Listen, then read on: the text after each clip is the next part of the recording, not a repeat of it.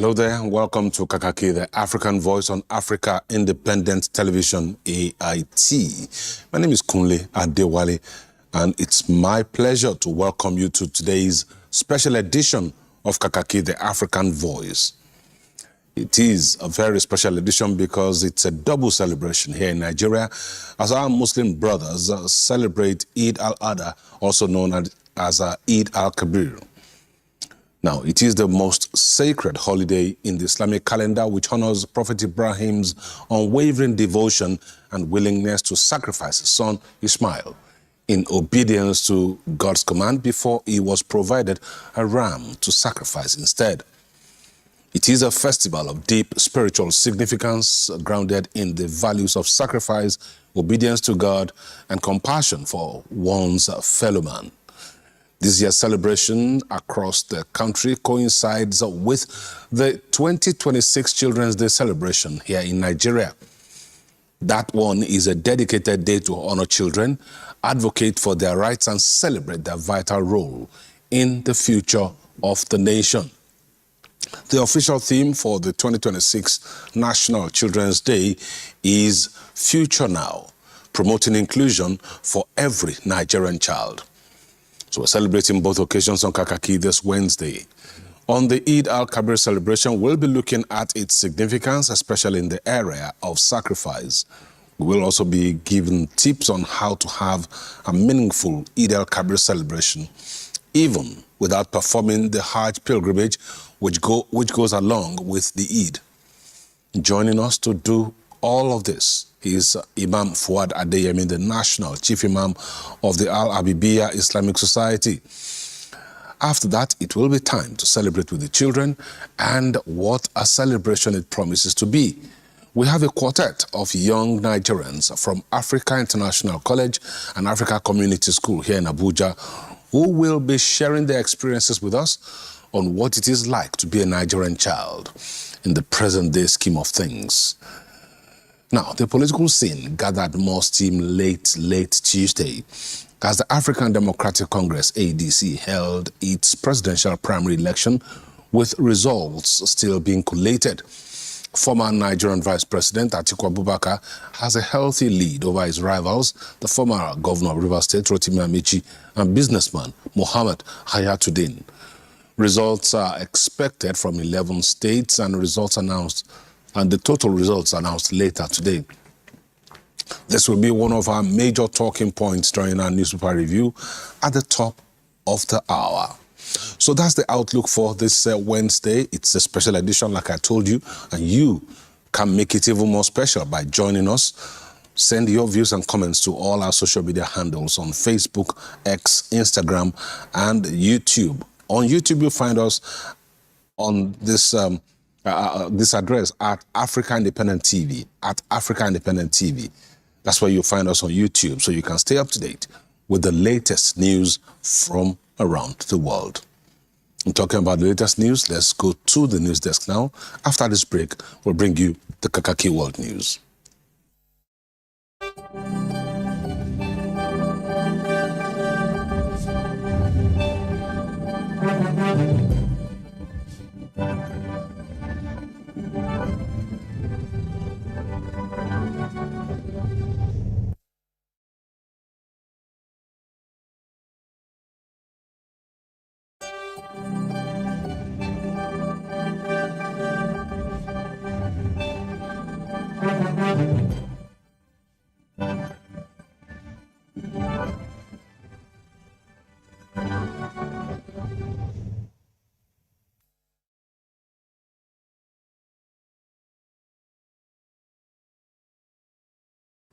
Thank you for staying with us on Kakaaki, the African Voice. This is the world news. You are welcome. Iran accused the United States on Tuesday of violating a ceasefire agreement following overnight U.S. strikes targeting Iran missile sites and naval assets. Oil prices rose sharply after U.S. Central Command announced the strikes, while China called on both sides to respect the truce and pursue a peaceful resolution. Iranian state media reported explosions in the southern port city of Bandar Abbas near the Strait of Hormuz. Iran's Revolutionary Guards said they had shot down a U.S. drone and fired on an F-35 fighter jet. The U.S. terrorist army, continuing its illegal actions since the ceasefire, has committed a serious violation in Hormozgan province over the past 48 hours. That's a quote from the Iranian authorities. And Tehran warned it will respond to any further aggression. China's Foreign Minister Wang Yi said on Tuesday that all parties involved in the Iran conflict should remain committed to maintaining a ceasefire and continue working towards peace. Iran accused the United States of violating the ceasefire after Washington carried out what it described as defensive strikes in southern Iran. U.S. Secretary of State Marco Rubio said negotiations to end the conflict could still take several days. Wang told reporters at the United Nations in New York after chairing a Security Council meeting that they hope the relevant parties remain committed to the ceasefire and continue to meet each other halfway so peace can return to the Middle East as soon as possible. And we quote, "As we have said, long-standing issues cannot be resolved overnight. But every step forward in negotiations brings more hope for peace, and ending the conflict sooner means fewer civilian casualties." End of quote. In the meantime, Iran's Supreme Leader Mojtaba Khamenei said countries and territories in the Middle East would no longer serve as shields for U.S. military bases. Iranian media reported on Tuesday that Khamenei made the remarks in a message released on the day of Arafah, the second day of the Hajj pilgrimage. He said the Muslim world and Middle Eastern countries possess significant capabilities and shared interests that will shape a new regional and global order. Khamenei called on Islamic nations to strengthen cooperation and friendship to help resolve challenges facing the Muslim world. He also said Israel was approaching the end of its sinister existence, adding that the future belongs to the Muslim world and a modern Islamic civilization. Khamenei claimed Iran had inflicted heavy damage on Israel and prevented the United States from forcing Tehran to surrender during last year's 12-day conflict. Meanwhile, Israel said it had targeted Hamas's newly appointed armed wing chief in Gaza as military pressure intensified in both Gaza and Lebanon. Prime Minister Benjamin Netanyahu said Israeli forces struck Mohammed Odeh, whom he described as Hamas's new military leader, in Gaza. According to Netanyahu, Odeh headed Hamas intelligence during the October 7, 2023 attacks on Israel and was appointed roughly a week ago to replace Is al-Adin al-Haddad, who Israel says was killed on May 15. Sources close to Hamas did not confirm Odeh's appointment, but said he was widely viewed as a likely successor and one of the last surviving senior military leaders within the group. Gaza health officials said 2 people, including a woman, were killed and more than 20 wounded in the strike, which hit an upper floor of a residential building in Gaza City's Rimal neighborhood. Rescue workers continued searching for possible additional casualties.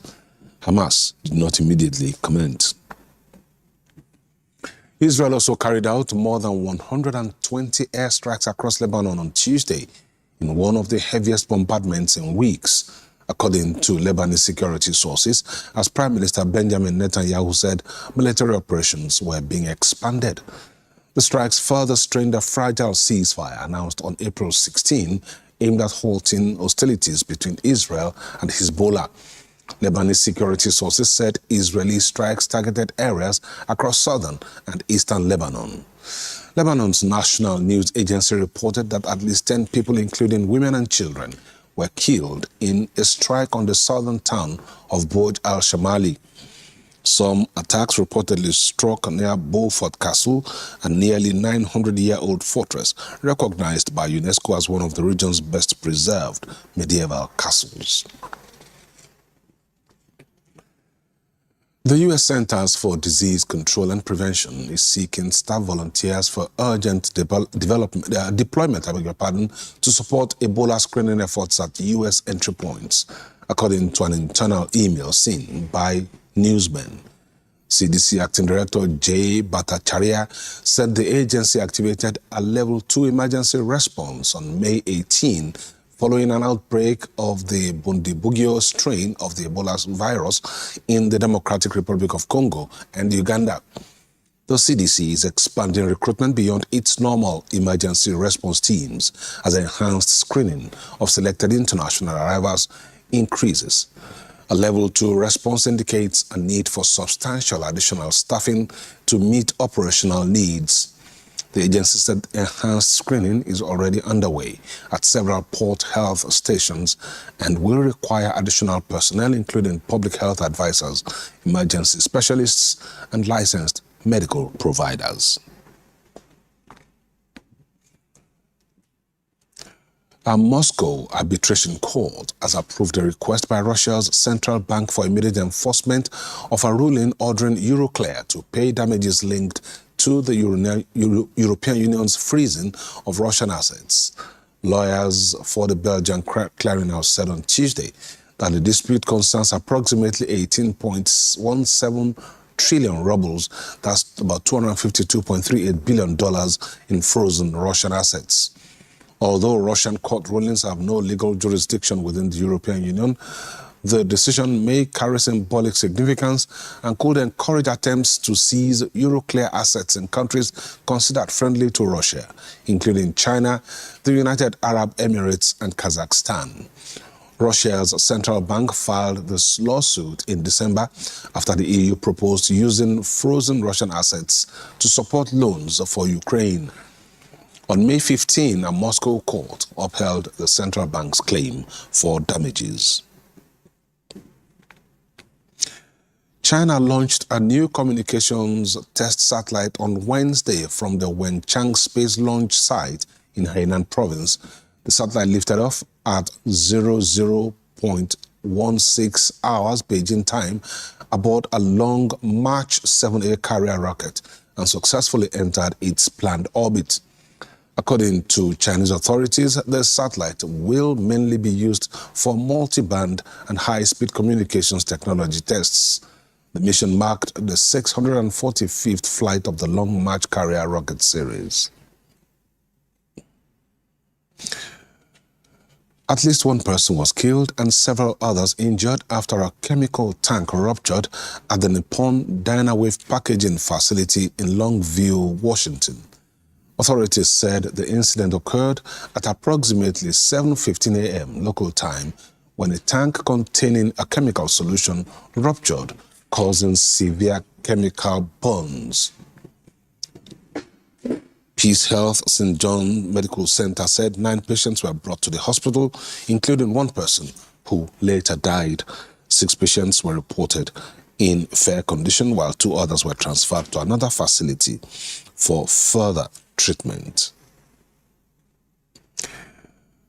Syrian markets are noticeably quieter than usual ahead of the Eid al-Adha holiday, as economic hardship and soaring prices force many families to cut back on festive spending. With the cost of sacrificial animals, food and clothing continuing to rise, households are reassessing priorities and stretching already limited budgets. Youssef, who owns a sweet shop, struck a cautiously optimistic tone despite the difficult conditions. Traders and farmers say rising production, transportation, and fuel costs are driving up prices for holiday goods across local markets. Economic affairs researcher Ibrahim Binyan said weak consumer purchasing power remains the main factor behind sluggish market activity.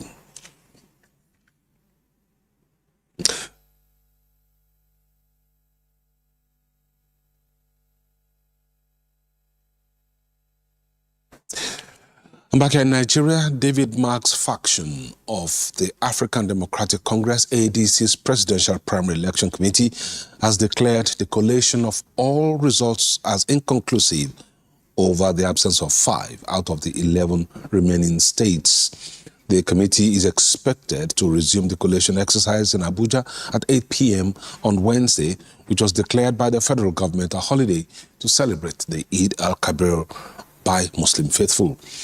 Here it is Funke Ogunlolu reports that former Vice President Atiku Abubakar sweeps 23 out of 25 states, securing landslide victories over his co-contenders, the former Minister of Transportation and former Governor of Rivers State, Rotimi Amici, and businessman Muhammad Ayatuddin.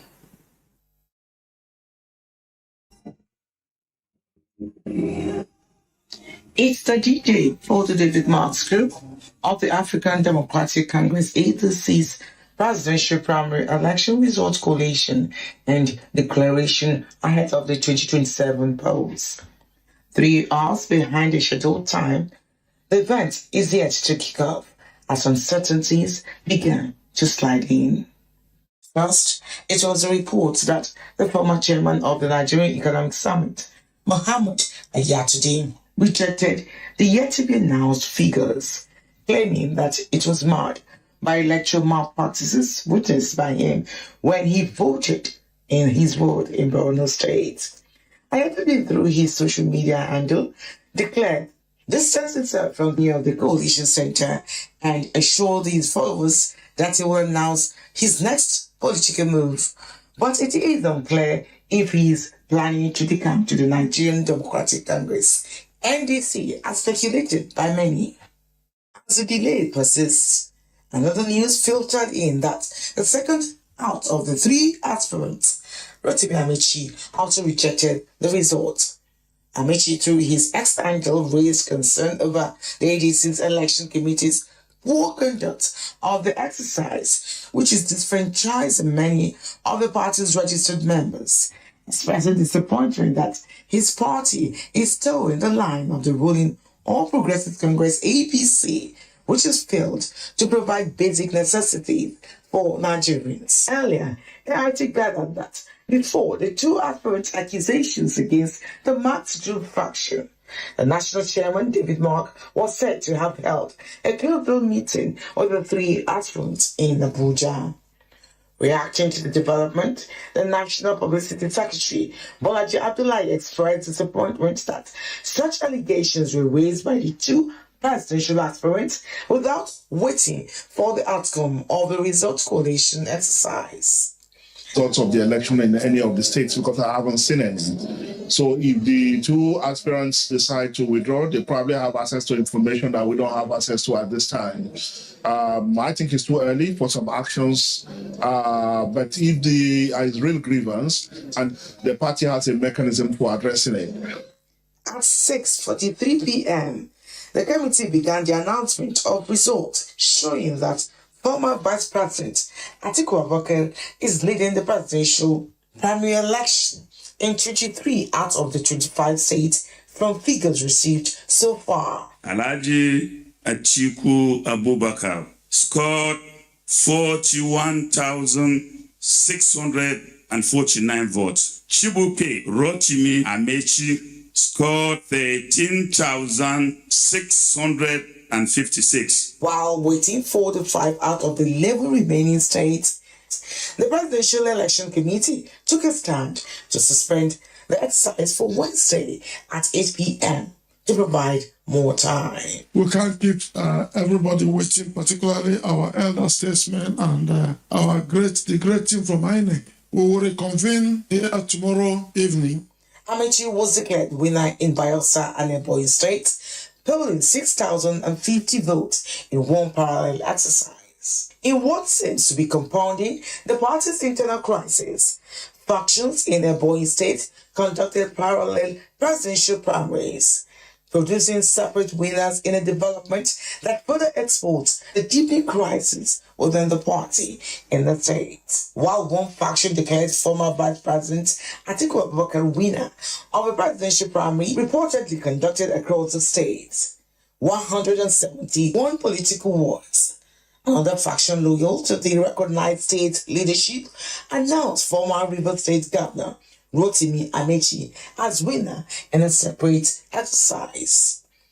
Another separate breakaway faction in Ebonyi State held a non-elective special national convention where they had adopted the factional national leader of the ADC, Jumebi Pachiku, as their own factional presidential candidate.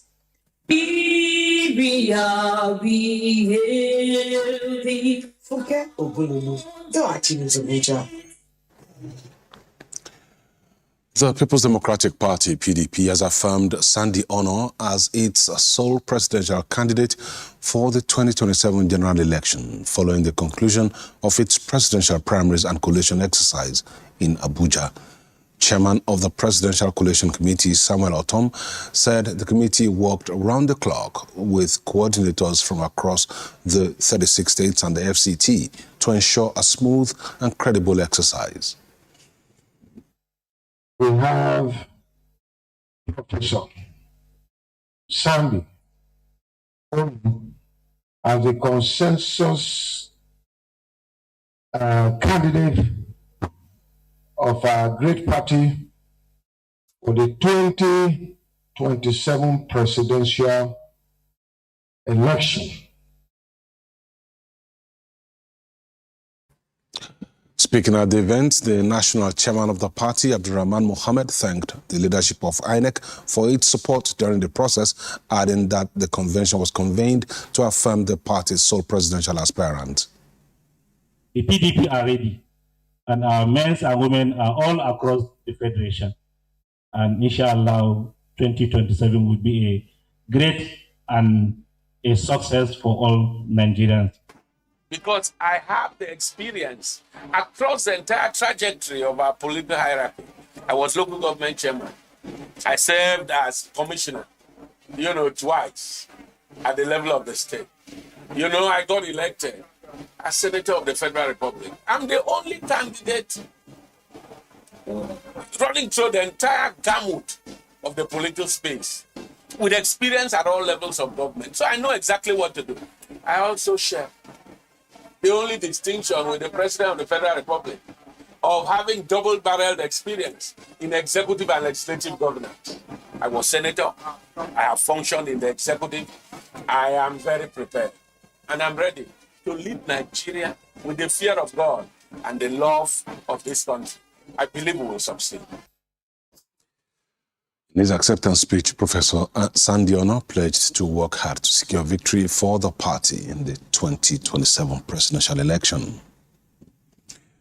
Away from politics now, the president of the Nigerian Institute of Public Relations, Ike Neliaku, has been re-elected into the board of the Global Alliance for Public Relations and Communication Management for an additional 2-year tenure. The re-election was confirmed as the 2026 Global Alliance Annual General Meeting concluded in Prague, Czech Republic, further cementing Nigeria's growing influence within the world's leading public relations body. This comes as Nigeria intensifies preparations to host what has been themed the world's biggest, brightest and boldest World Public Relations Forum in Abuja in November 2026. AIT's Iseme Ozekome has the report. Speaking shortly after his re-election, Neliaku described the renewed mandate as a clear testament to the value Nigeria has contributed to the Global Alliance Board over the past year. He noted that the honor reflects not only personal recognition, but also a national achievement and presents a renewed challenge to raise the bar. The result of good work is more work, and that's how I look at it. So we have to do more. This is now further challenge to us, especially as Nigeria will host the World Public Relations Forum in November this year. We are being given that mandate. I think it's just a heavy, beautiful time for Nigeria as a nation that we are now occupying very strategic position. Neliaku delivered 2 strategic presentations in Prague, one on future-proofing public relations and another on the forthcoming World Public Relations Forum. He assured the global community that Nigeria is poised to set a new benchmark for hosting the premium global event of the Global Alliance. The message of Nigeria's hosting was met with enthusiasm by delegates from across the world attending the Prague meetings. And from my home country, Turkey, will be attending the World Public Relations Forum in Nigeria. It's a great opportunity for us. Malaysia, ASEAN, the Asia Pacific, and globally, we await your presence in Abuja, Nigeria. I'm from Bangladesh, and I hope I would see you there. We're very excited to welcome the world to the World PR Forum in Abuja. I am so excited about going to Abuja in Nigeria for the World PR Forum this year. It should be an amazing event. We're really talking about responsible communication. The World Public Relations Forum 2026 campaign now moves to the United States, where Neliaku will engage the professional community and other stakeholders to deepen partnerships and mobilize participation ahead of the November events in Nigeria. It's Seme Ozekome, AIT News. That's the world news on Kakaaki, the African Voice. But stay with us. We have more reports coming for you on Kakaaki Business. To Kakaaki Business. Producer price inflation in Spain spiked to 8.3% year-on-year in April 2026, the steepest since December 2025, from a downwardly revised 3.1% in the prior month. The main upward pressure came from energy prices, reflecting higher oil refining prices. This likely fed through to other categories, including intermediate goods, capital goods and consumer goods, with increases in both durable and non-durable items. Excluding energy, producer prices advanced by 2.6% following a 1.2% increase in March. Compared with the previous month, the PPI rose by 1.7%, slowing sharply from a revised 6.2% jump in the month before. The moderation coincided with a sharp slowdown in oil refining and a reversal in electric power generation, transmission, and distribution costs. The S&P Home Price Index rose just 0.8% year-over-year in March 2026, easing from 0.9% in February and falling short of market expectations for a 1.0% increase. It was the weakest annual increase since July 2023, adding to evidence of a cooling U.S. housing market. For the 10th straight month, inflation outpaced home price growth, continuing to erode inflation-adjusted housing wealth. Regional divergence also persisted, with Midwest and Northeast cities outperforming while many Sun Belt and Western markets remained under pressure. Chicago led annual price gains with a 6.1% increase, followed by New York at 4.0% and Cleveland at 3.0%. On the downside, Seattle recorded its steepest annual decline at minus 2.5%. Other weak performers included Denver, Tampa, Dallas, and Phoenix. Even traditionally resilient markets such as Los Angeles and Washington slipped into negative territory. U.S. consumer confidence eased in May as worries about inflation linked to the war with Iran intensified, offsetting an improvement in household perceptions of the labor market, a survey showed on Tuesday. The conference board said its consumer confidence index slipped 0.7 points to 93.1 this month. Data for April was revised higher to show the index at 93.8 instead of 92.8. Economists polled had forecast the index would drop to 92.0.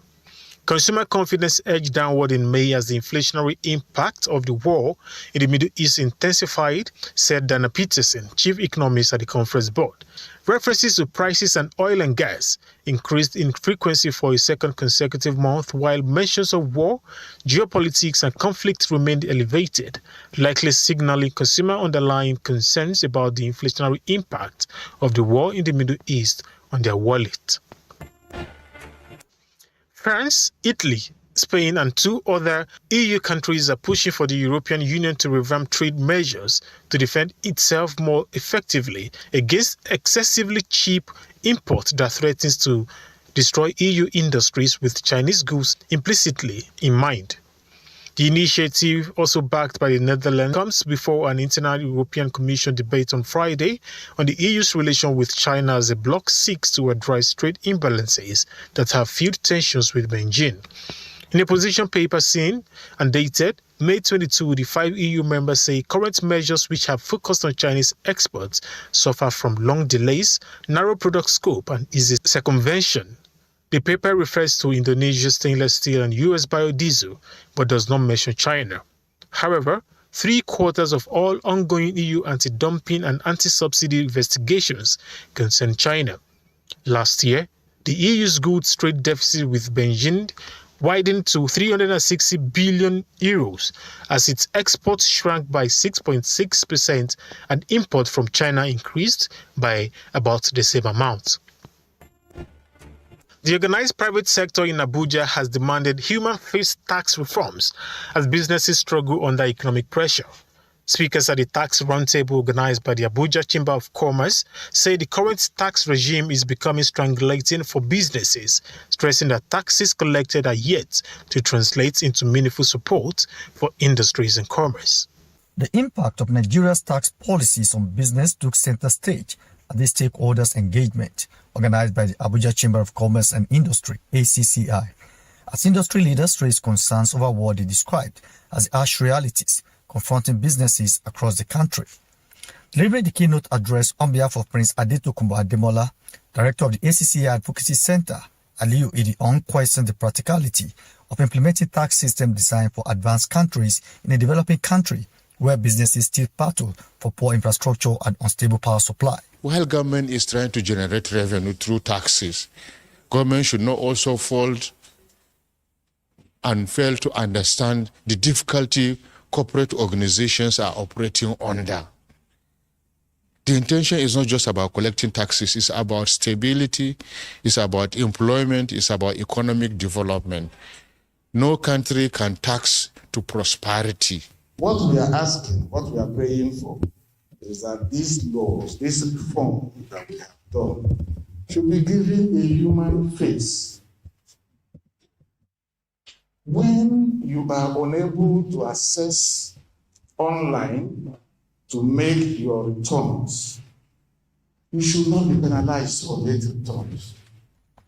Responding to the concerns, President of the Chartered Institute of Taxation of Nigeria, Innocent Ohagua, called for patience from the business community, assuring that reforms are gradually being implemented to improve the tax system and expand fairness in administration. This administration have done well in the tax reform. Since the inception of Nigeria, all previous tax reforms were based on increasing rates, expanding the base. But now, this particular reform, what it did was to simplify, block leakages, make it more lighter for the less vulnerable, and make the rich to pay a little bit higher. Participants argued that while taxation remains critical to national development, the current business environment has made compliance increasingly difficult for many operators already burdened by rising energy costs, inflation, and multiple economic pressures. The World Bank and the federal government have agreed to cancel more than $700 million in undrawn power sector loans following growing concerns over implementation delays, rising tariff shortfalls, and the worsening financial state of Nigeria's electricity industry.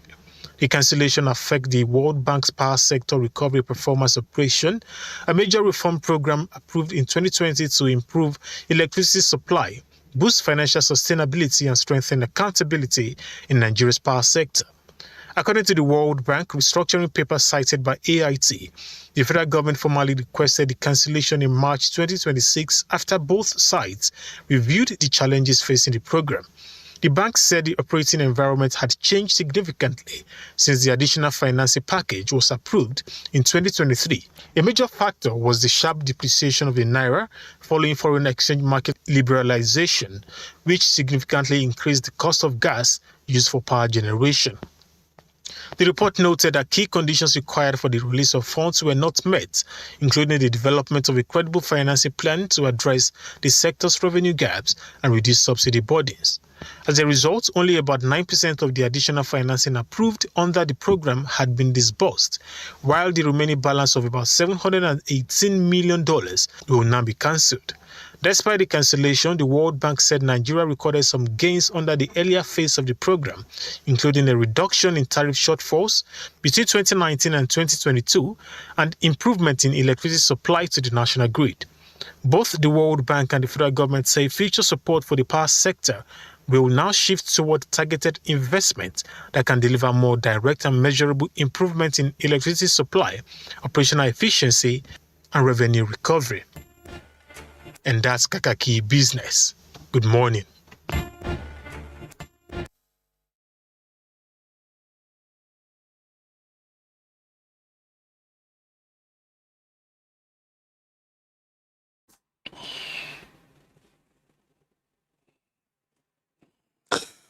Thank you so much for staying with us. Following Kakaaki Business, and we bring you a bit more of business just now, looking at the monetary policy legacy of President Bola Tinubu. Now, 3 years after the president launched sweeping economic reforms, Nigerians are still balancing the fragile gains against severe economic pain.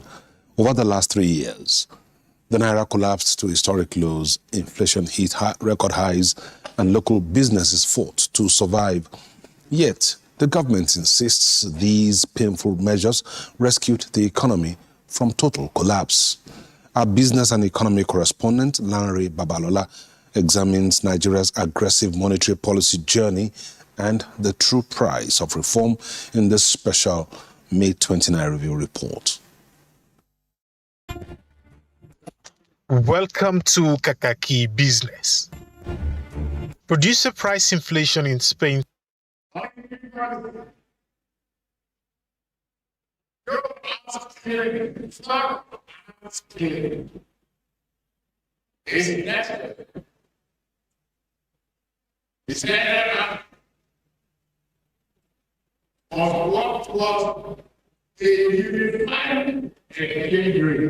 That single declaration marked the beginning of the most aggressive economic and monetary reform era in modern Nigerian history. At the time, the fiscal landscape was deeply fractured. The economic indicators were depressing, with inflation heavy at over 22%. While the official exchange rate sat at around 460 naira to the dollar, foreign investment had dried up due to severe dollar backlog, and a massive 22.7 trillion naira was sitting on the central bank's balance sheet through toxic ways and means financing. The administration argued the country was living on borrowed time, but the immediate shock of subsidy removal sent petrol prices soaring from under 200 naira to past 500 naira, eventually crossing 1,300 naira in major cities by May 2026.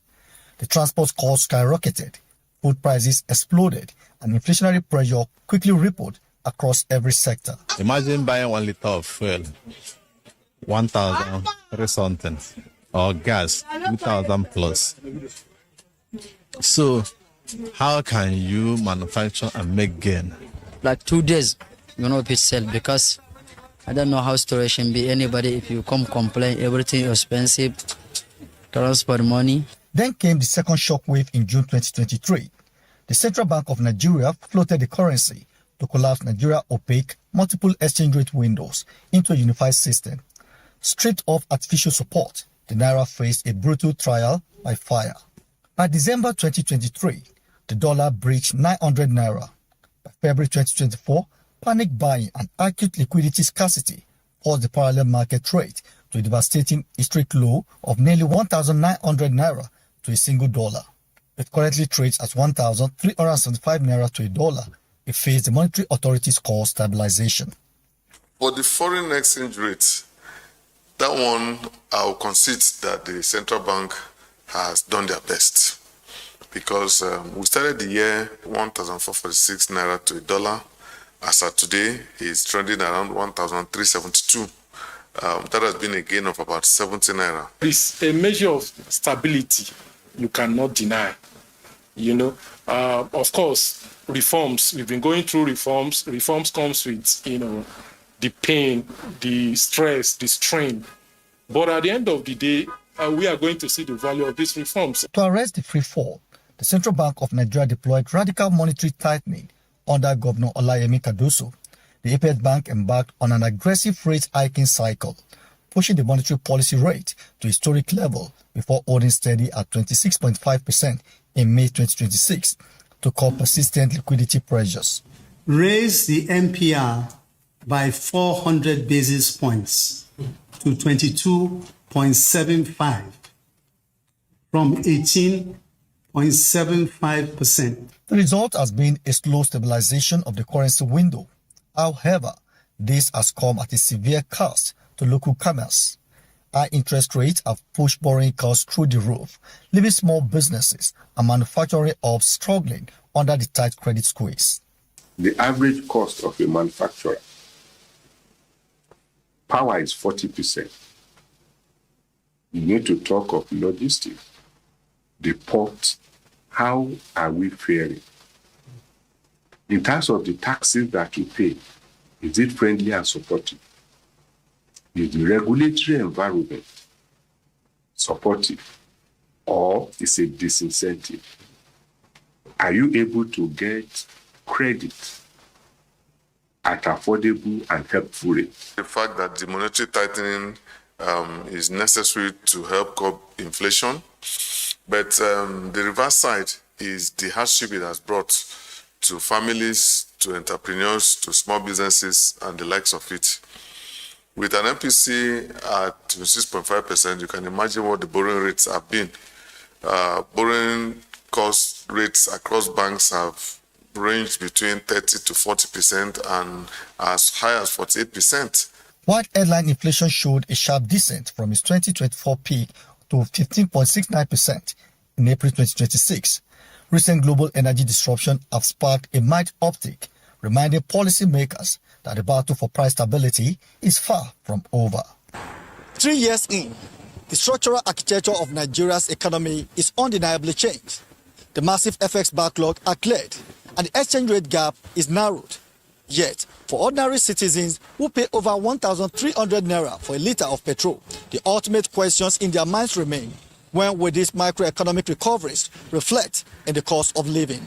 Landry Babalola, AIT News, Abuja.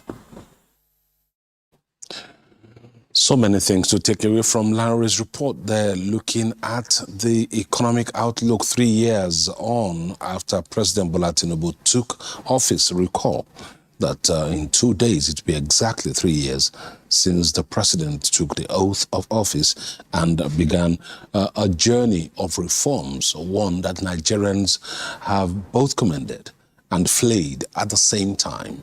So taking a look at all of these issues, yes, the Forex backlog has been cleared. Now the Forex exchange rate is balanced and all of that. You also need to take a look at the fact that production is not as it should be. Taking a look at the fact that to even access funding is difficult for manufacturers. Now many of them are shutting down because of the high cost of energy and all of that. So much to chew from the economy, but then it's a work in progress, and we'll see how it turns out, because from what we hear from government, the pains are necessary before things will get better. But we'll wait and see how that turns out.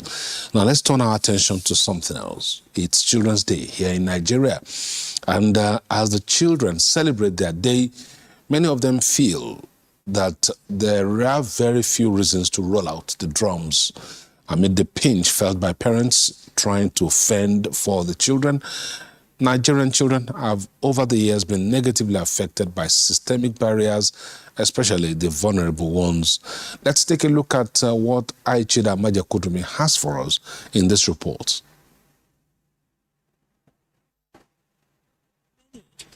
May 27 is a day of songs, laughter and festivities. But for millions of other Nigerian children, the reality is exclusion, stigma, and systemic neglect. The reality that the abducted school children of Orire, Oyo State are marking Children's Day in captivity makes an irony of the 2026 Children's Day theme, Future Now, promoting inclusion for every Nigerian child. Child advocates argue that true inclusion requires immediate, meaningful action, not just annual speeches. in Nigeria's northern cities, towns and villages. This age-long practice of children, some as young as 3 years old, begging on the street while their peers are in the classroom, have become normalized, abandoned and neglected. While the cycle simply repeats itself, their childhood taken away and their future uncertain. There's a lot of gaps in terms of professionals, in terms of also inclusive education. Children are dropping out of school because parents cannot afford to pay. We're talking about children who are not able to afford basic nutrition.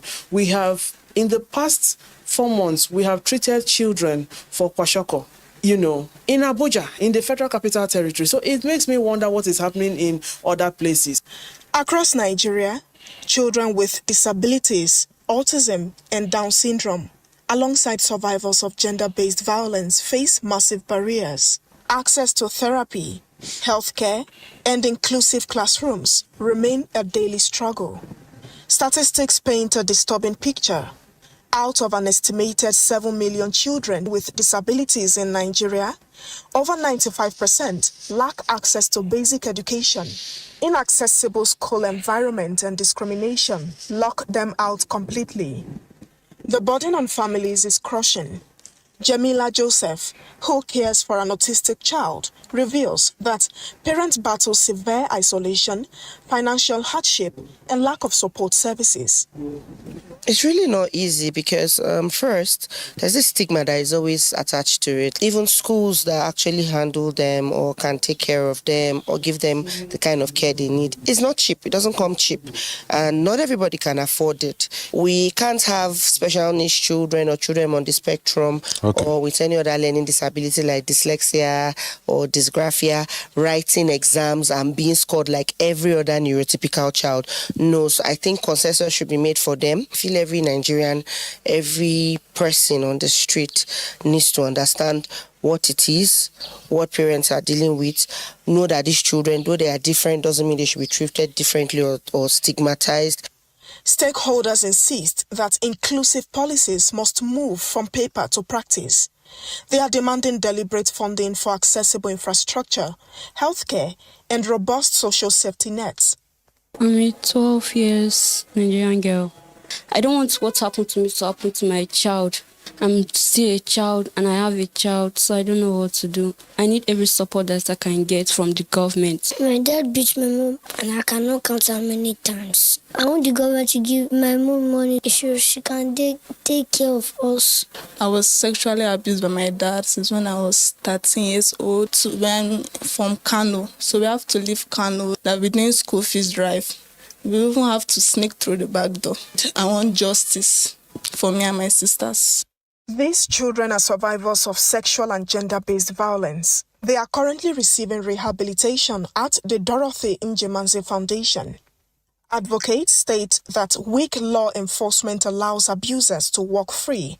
The truth is there are a lot of policies in place, but the problem is implementation. So as the policies are there, implementations and even the hands to help implement it is quite on the low side. Nigeria's Child Rights Act was designed to shield children from abuse and exploitation. However, its implementation remains crippled by poor funding and weak institutional capacity.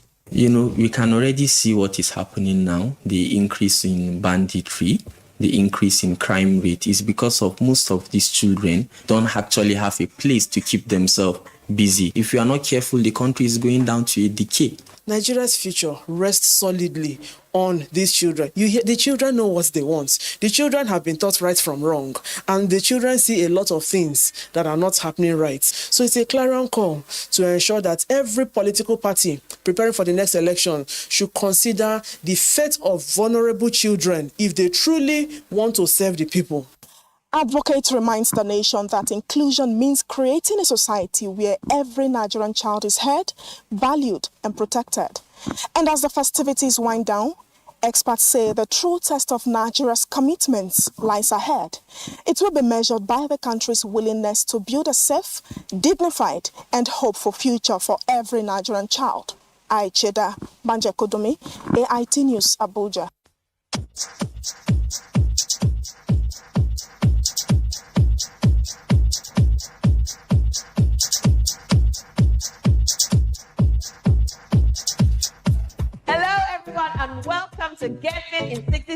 with Jolly Phillips. Now, everyone has 60 seconds in every day to spare. So if you're ready, let's go.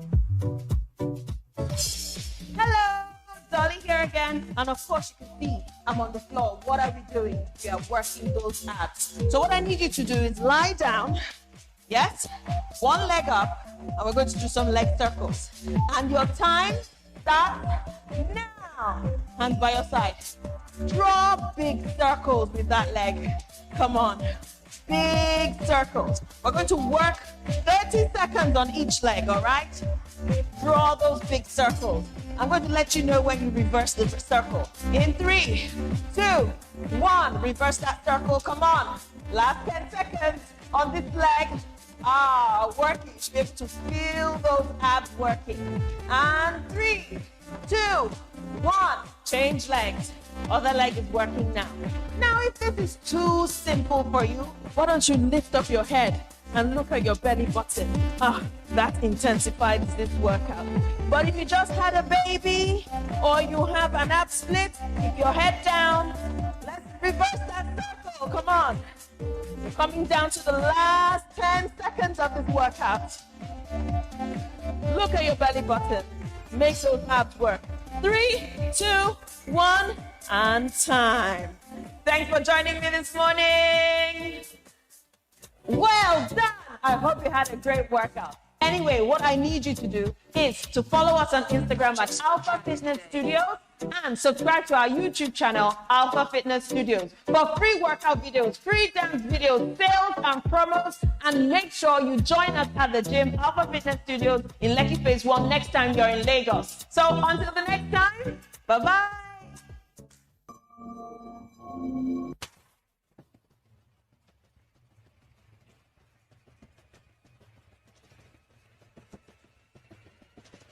Hello, great people of Nigeria. Welcome to the Leadership Clinic today. I'm speaking to you about a very important topic, difficult conversations. You need to confront a team member about poor performance, and you have been putting it off because you don't want to hurt feelings or afraid of conflict. A lot of people in today's world, in today's workplace, even in families, they avoid confrontation. They avoid having that difficult conversation. So when you avoid difficult conversations, the problem gets worse. Leaders learn to have difficult conversations with courage and kindness. They both go together.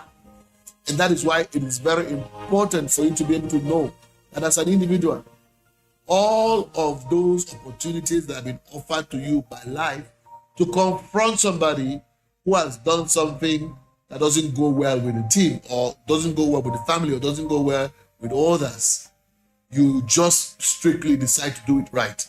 So how do you do it? That's the first question. First thing is that prepare. Know exactly what you need to say. It's important that you know what you need to say.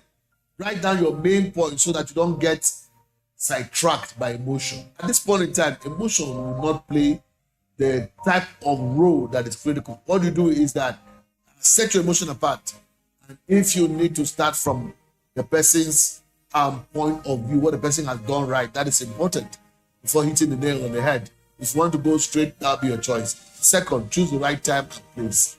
You must study the environment, you must study the temperament of the person, and you know exactly when to be able to reach out to the person and have that conversation. Note, not when you are angry. You don't confront somebody when you are angry. Not at all. When you are stressed, that's the way you confront somebody. Most of the time, sometimes in my own personal situations, I've had cases where that things didn't go right, and I had to confront, some team member for not being able to perform certain things that is supposed to be done. And one of the things that the outcome literally is the fact that the individual seems frustrated.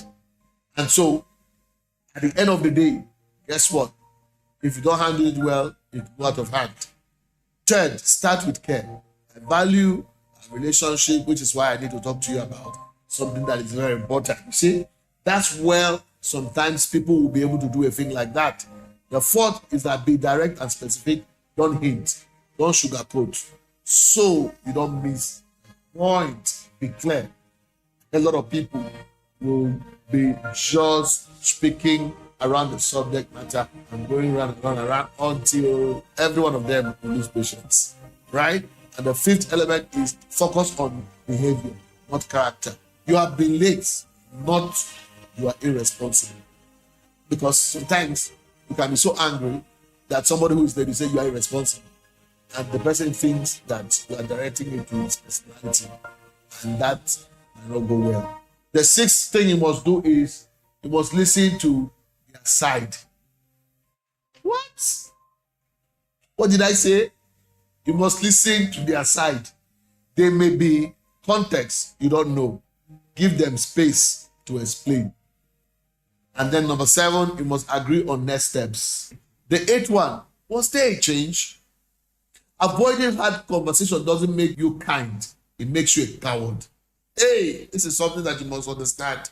It makes you a coward. So, talk when you need to talk. Speak when you need to speak.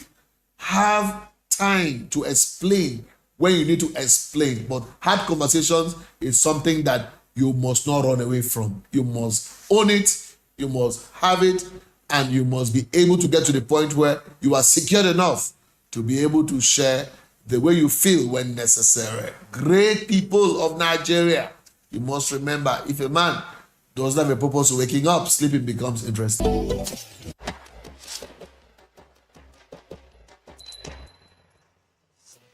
Have you ever wondered why security matters are becoming an issue in our society today? Is it the earlier you start to train your child in home and personal security matters, the easier it will all be?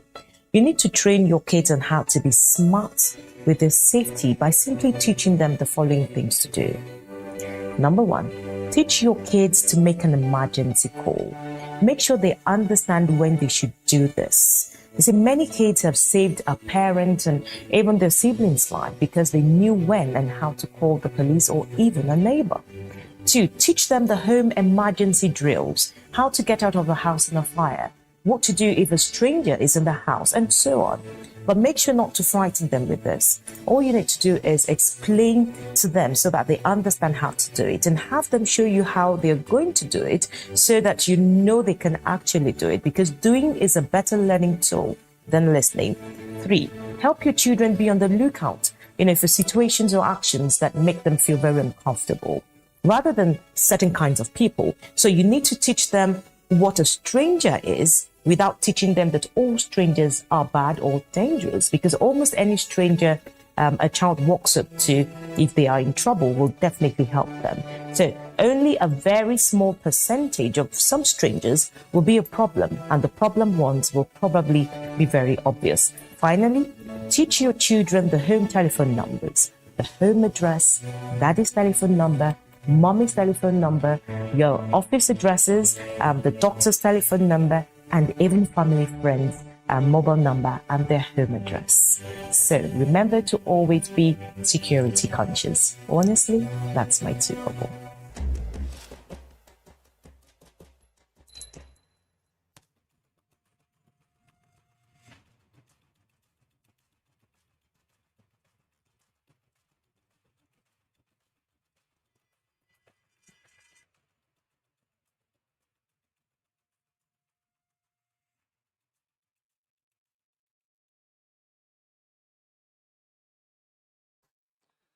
Right, thank you so much for staying with us. You are watching Kakaaki, the African Voice, and this morning it's 7 a.m. Of course, it's a minute after 7. Well, that's what we do. We go look at the front pages of newspapers in Nigeria, the headlines, and of course we review them. We always have reviewers with us on the program here. This morning, I'm joined by Simon Reef Musa. He's, like me, solo today. Good morning. Good morning, Kunle. It looks like Yobos are still in China. Well, he's still in China, but very soon maybe he might come back. All right, let's hope that he comes back and he still is able to speak English. Because I hope he doesn't come back speaking either Cantonese or one of the Chinese languages. All right,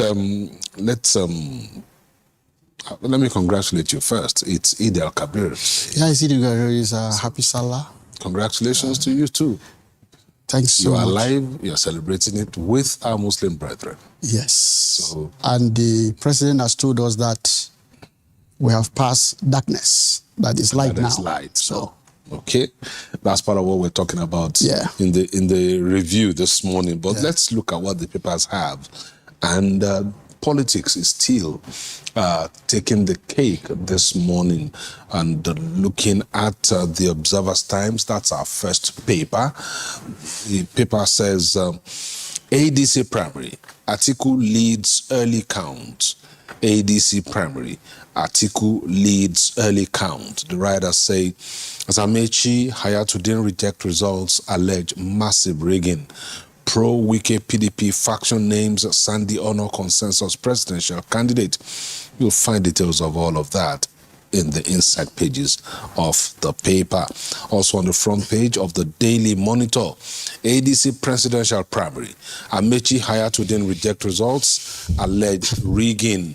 And we have riders. We've not seen enough to establish rigging allegation. Party spokesman.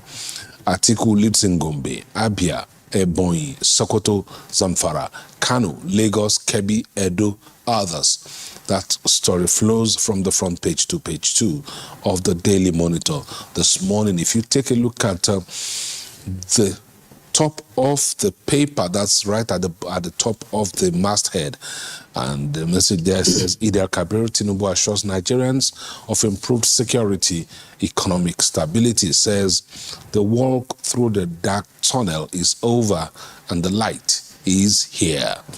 Let's go to this Nigeria now. And its own headline says, ADC primaries, we say no.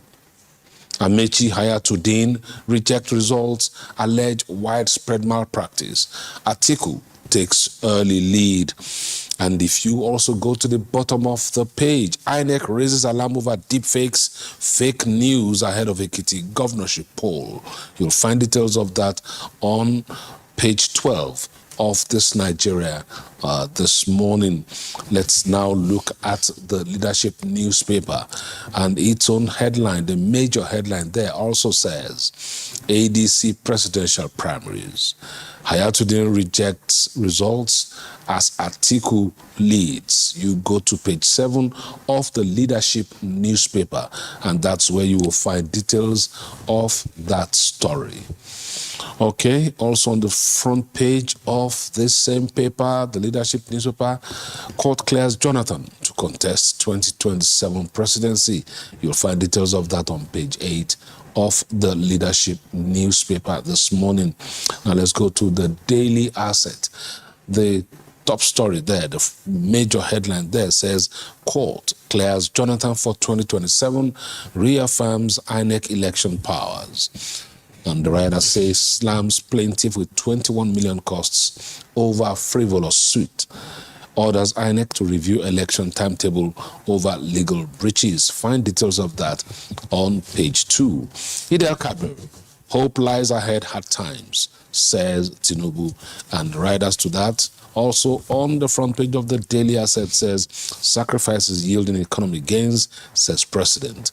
Police, NSCDC deploy thousands nationwide for security.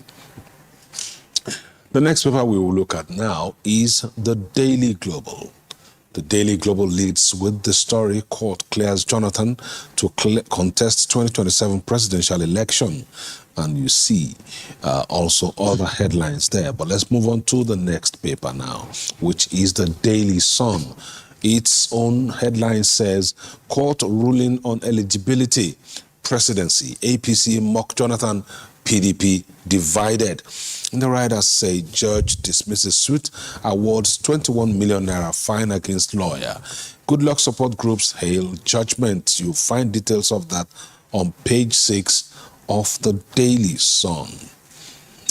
Now, looking at the Nigerian News Direct, 2027, court affirms Jonathan's eligibility to run for president. You'll find details on page 10 of the paper. Moving on now to the next paper this morning. The Authority is the one we have next, and it leads with the story, Eid el-Kabir message, Darkness is over, light is here. Tinubu, and the writer says, we're on journey of renewal, president insists. The blueprint leads with the same story. Tinubu at Eid el-Kabir. Walk through the dark tunnel, over, light is here. Akpabio, Barau, Ilwata, Alafi, NOA, others task citizens on peace, sacrifice. FD approves 50% discount on train services nationwide. You'll find details of that story on page 8 of the paper. Also on the front page of that paper, you find that headline, the results of ADC presidential primaries concocted, according to Amechi and Hayatuddin. Sunday, Sandy Ono declared PDP candidate as called Claire's Jonathan. The name is Sandy, not Sunday. That's what the blueprint quoted, Sunday. The man's name is Professor Sandy Ono, who's a former senator too. Now let's go to the New Telegraph. Eid el-Kabir, Children's Day. Tinubu assures Nigerians of improved security, calls for national unity. Looking at the riders, says youngsters deserve inclusion, protection, opportunities. Akpabio, Abbas, Barau, Kalu, others urge sacrifice, unity, prayers. Let's go now to our next paper, which is the Daily Newscraft. The Daily Newscraft is the next paper we're looking at. It says, Eid el-Kabir, high cost of livestock, fear of insecurity may affect celebration. Muslims complain of exorbitant prices of rams or foodstuff. Military warn of possible isolated attacks. That's the top story there on the front page of the Daily Newscraft. And the Daily Independent is where we're going next. Its own story says, pests, climate insecurity, fuel, soaring tomato pepper prices. That's how the paper leads this morning. And the story flows from the front page to page 29 of the paper. Looking at the bottom of the page, terrorists, bandits will face ultimate defeat, Tinubu assures. And that story also flows into the inside pages, continuing on page 29 of the paper as well. So, Simon, those are the papers we have for review this morning. Yeah. Let me come to you. What you have to say, what your own thoughts and your reading of these papers today are. Let's start with the one, the headline on the ADC primaries. Yeah. Article leads, Amechi, Hayatuddin reject results. Observers Times, Daily Monitor, this Nigeria leadership. Virtually all the papers have it in one form or the other. Well, I think we've always predicted that what will happen had happened, because we've always said that looking at the nature of Nigerian politics, the former vice president is set to clinch everything. And I think before even the formal announcement, both Hayatuddin and Amechi allege that there was some kind of widespread malpractice, and they rejected the outcome of the exercise. Well, what it tells you is that the opposition figures are not united in standing behind anyone. I've always said here that democracy in Nigeria has always been reduced to quest for power. They simply want to wrest power from the incumbent. And I've always said here that as long as we do not have a two-horse race, the possibility of defeating the present president will be very, very difficult. As it stands now, it seems we'll have not just about 3-horse race, maybe even 4-horse race. So there will be a lot of things that we're expecting. We're expecting that since the opposition is not united against the incumbent, definitely it to be weakened. And so what I want to say here is that what happened was expected. If all the three of them had agreed that, well, Atiku won fair and square, it tells you we'll have a new era. But the old system has always been there. No election, whether primary or main one, has been elected without criticism, without people saying, no, what was done was wrong. So we saw it yesterday, and we're also going to see it in the months or in the years ahead. So what you just said now makes me wonder why, since 1999, when Nigeria returned to democracy, like some people will claim, they don't see it as, some people think it's not even democracy, that it's just civil rule. But my worry is that not only do we have problems with elections, people complaining that elections are rigged and there are irregularities and all of that. We've seen so many, a gamut of court cases, election petitions, some of them going as far as the Supreme Court. Yet, even in the political parties, internal democracy is not clear. I watched Rotimi Amechi and Hayatuddin on Funke Ogunlolu's report earlier this morning, stating that they did not, they are rejecting the results and they don't want to have anything to do with it because of widespread irregularities. And only on Monday we were talking about the counting of votes by the APC primaries, especially the video that went viral from, I think that's Abia State, where the deputy speaker, Benjamin Kalu, was at the primaries and people were counting jumping figures and all of that. So what do you think about this? Why are we still here at this point, 27 years on? Well, I think 27 or 28 years after the inauguration of this unbroken democracy, we've had cause to express alarm over what is happening. And it is because democracy is not for the people. It is not targeted at serving the people. Once democracy is targeted at serving the people and not realizing some personal ambition, everything will take shape. But as it is now, even in the internal democracy, as you rightly said, even the internal party democracy, they're even not allowing it to take place. So democracy simply has been reduced to a struggle to empower yourself. And you do everything to do it. And it becomes so hard and difficult now because nothing is working but politics. If you are not in politics, if you are not in power, then you won't have access to the good things of life. And it's because of those things that politicians just chasing power. Whatever you can do it, grab it, run with it, at the end of the day, you scale through. So, except we change our mindset, the mindsets of leaders, that they are there for the people and not for themselves.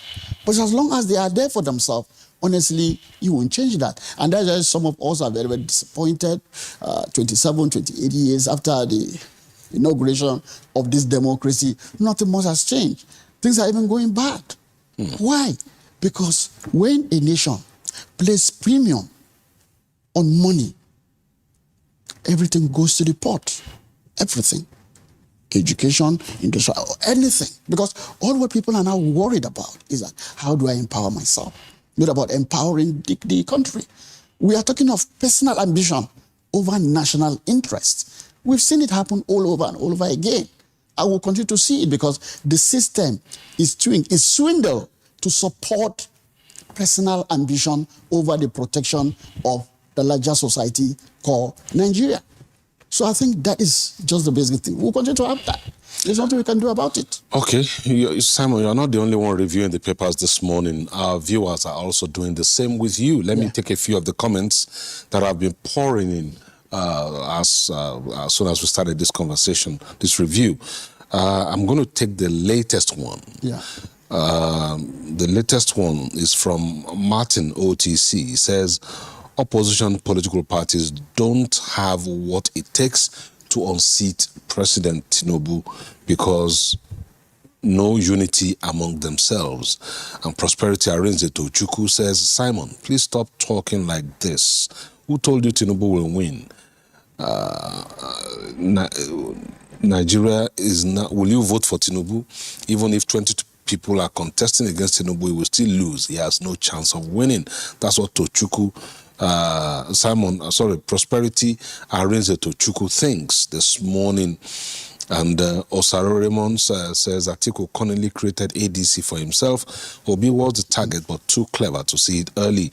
And Ike says, honestly, I don't know those supporting Amechi. He keeps boasting of his large followers, having come second in the 2023 APC presidential primaries.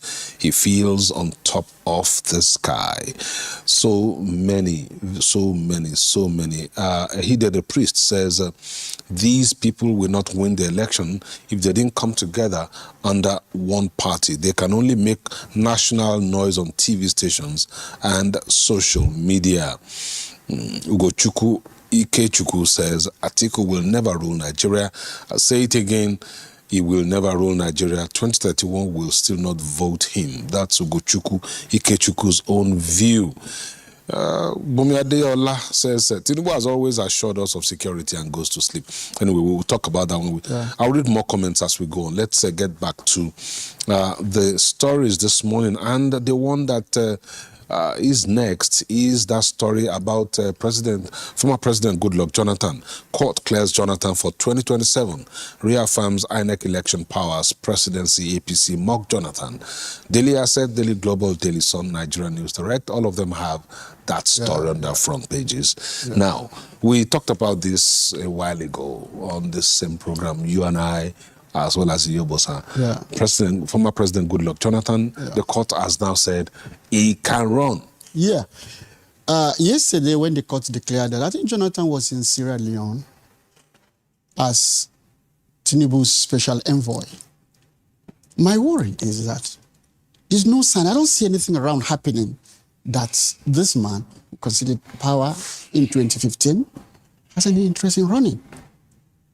Someone called me, I think this week, he said, maybe the introduction of Jonathan in the whole scenario is to simply weaken the opposition. It's quite sad. The faction led by Turaki were in Ibadan to condole with Governor Makinde. And Makinde is a presidential candidate under APM. That's what he wants to have. Then it's the same faction that are fighting for Jonathan to come back and contest. The question we ask, those people that are pushing the former president to contest, what was their role in 2014? So why are they so desperate that the man should come back? So as far as I'm concerned, I may be wrong. I've not seen anything to convince me that Jonathan will run. Yeah, I think I said it last week. Yes. That maybe it will be a good time for the former president to actually speak about this, because there's so much. His name is being bandied all over the place. People have gone to court to argue that he should be able to contest elections, but he hasn't said anything himself. Even his wife has spoken. Every man has his own style, and that it is sad. This is the picture, I think, on the Daily Sun. He was in Sierra Leone yesterday as a special envoy to President Tinubu. So what else do you want to know again? If this man wants to contest, for now he would have come out to say, hey, I'm contesting.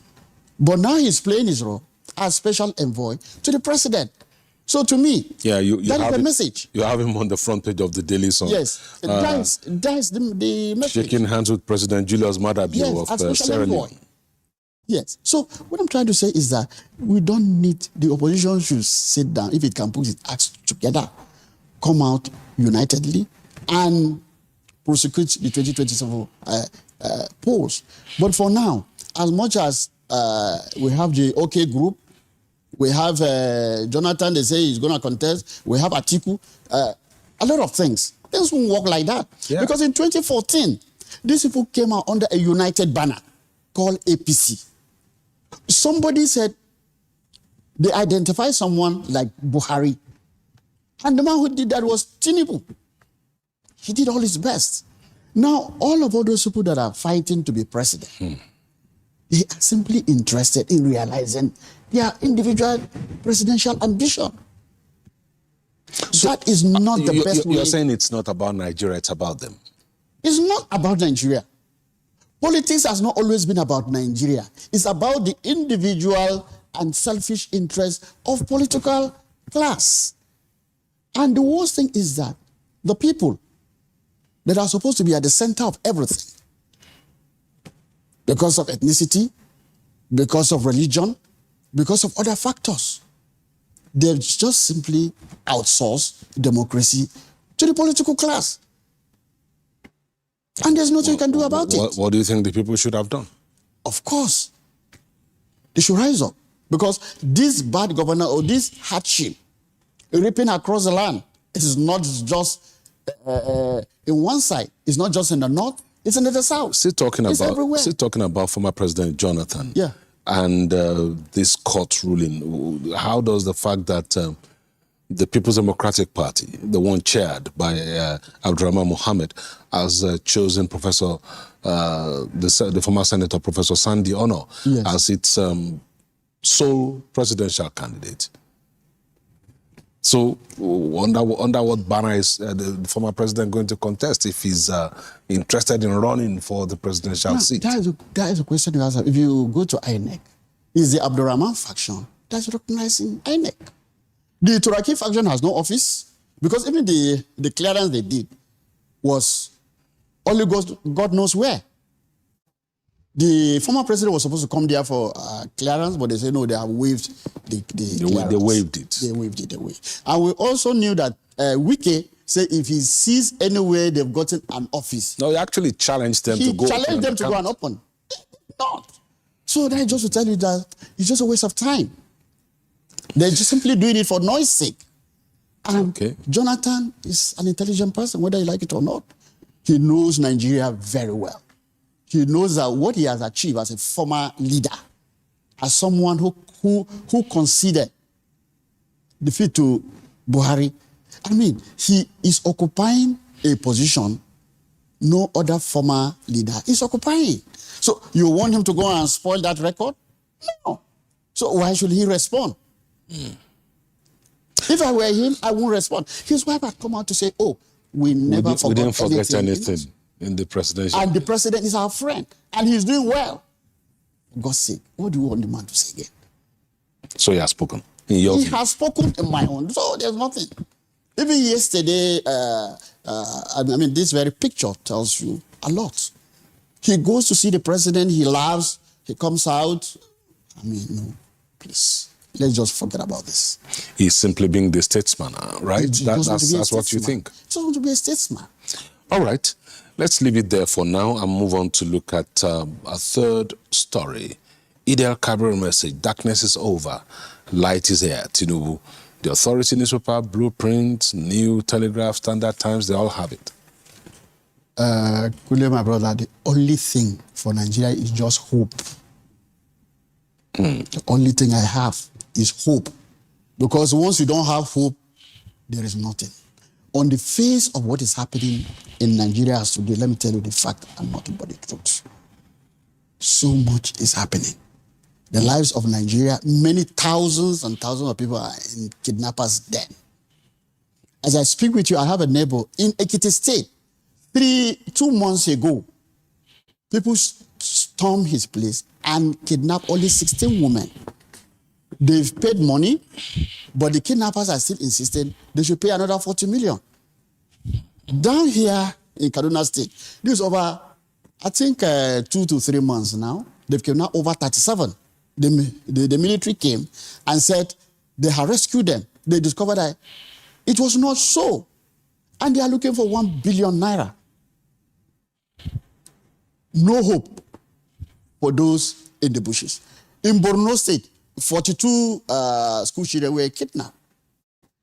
Are they out of the den? Are they out of the kidnappers' den? No. So, if you look at it, what of the suffering in the land? prices of things are soaring. Rents, Nigeria can't afford it again.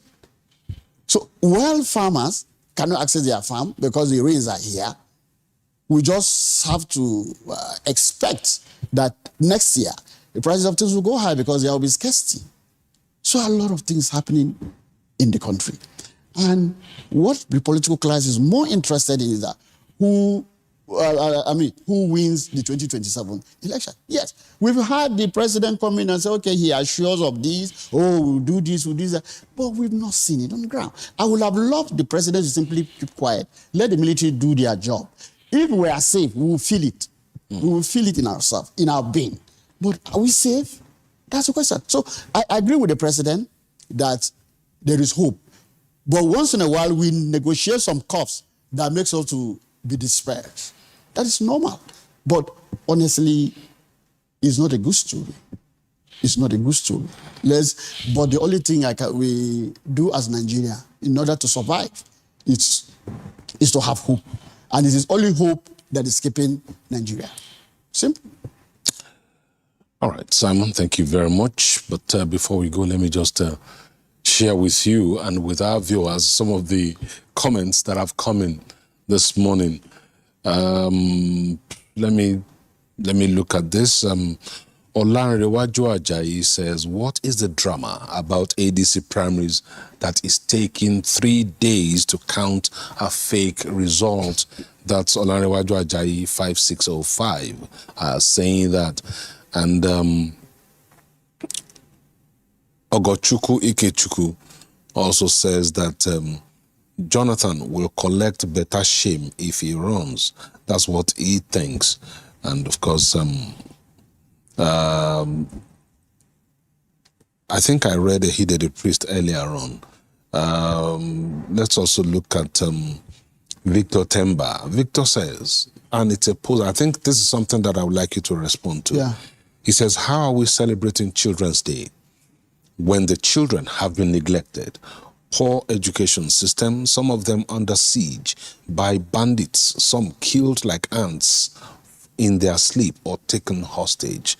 That's what he said. And I'd like you to, because Nigerian children are celebrating Children's Day today quite all right. Today is May 27. Yeah. And even before you came on, we looked at a special report where the plight of the Nigerian child was discussed extensively by our reporter, Aichida Madia talking about the fact that children are not having it easy at all. And if they are the future of the country, what is there anything to celebrate today? They're saying that if you want to know how a country treats its citizens, its living citizen, look at the manner it treats its debt. If you want to see how a nation treats children, look at how they are treating the adults. If you want to see how they treat retirees, look at the way they are treating those in service. The truth is our children have been neglected. Schools have been abandoned. Our leaders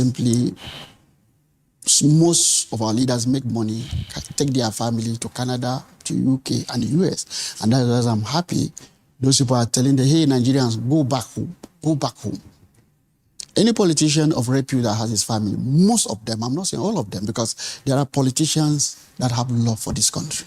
But are they giving how many are they? What kind of influence can they, the overriding, many of them are simply there to ensure their interest is protected and nothing more.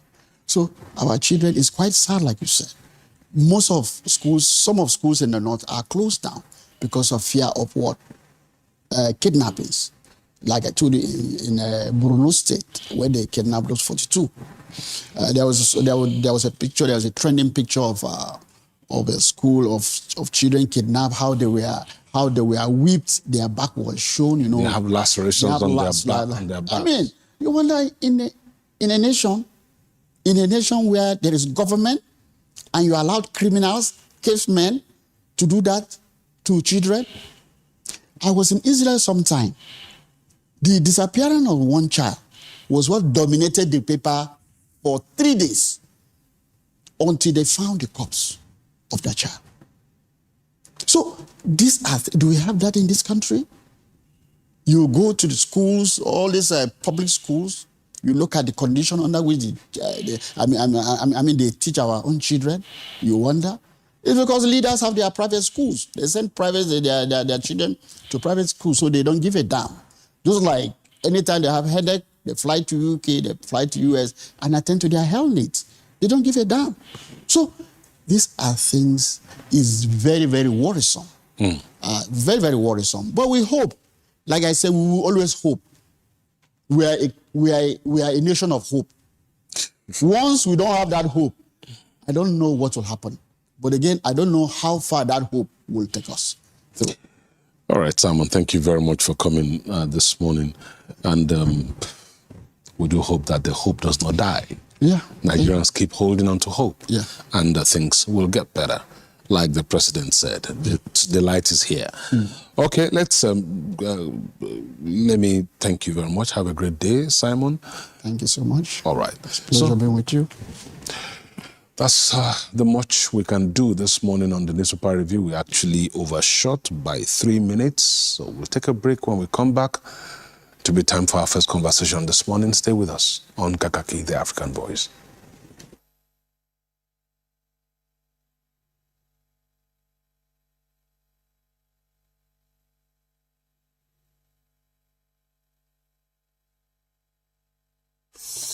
The issues as they break, the multitude, the political figure, the state and non-state actors. It's a serious threat to democracy. Governments seem to be incapable of protecting the scheming. This is not a period we should stay by and go. The intrigue. There can be no one person that is bigger than the party. Deft moves and the momentous declaration. We didn't get any protection. I'm not particularly against anybody. We track and capture them all. I don't believe in godfatherism politics. Follow in-depth analysis and no-holds-barred interviews. Armed forces of the country is well capable. They need the political will. Are they just waking up from sleep? Is there complacency? Feel the pulse of happenings in the political arena on AIT Democracy Today. Widely acclaimed authority on politics. Monday to Friday, 7 p.m. Nigerian time.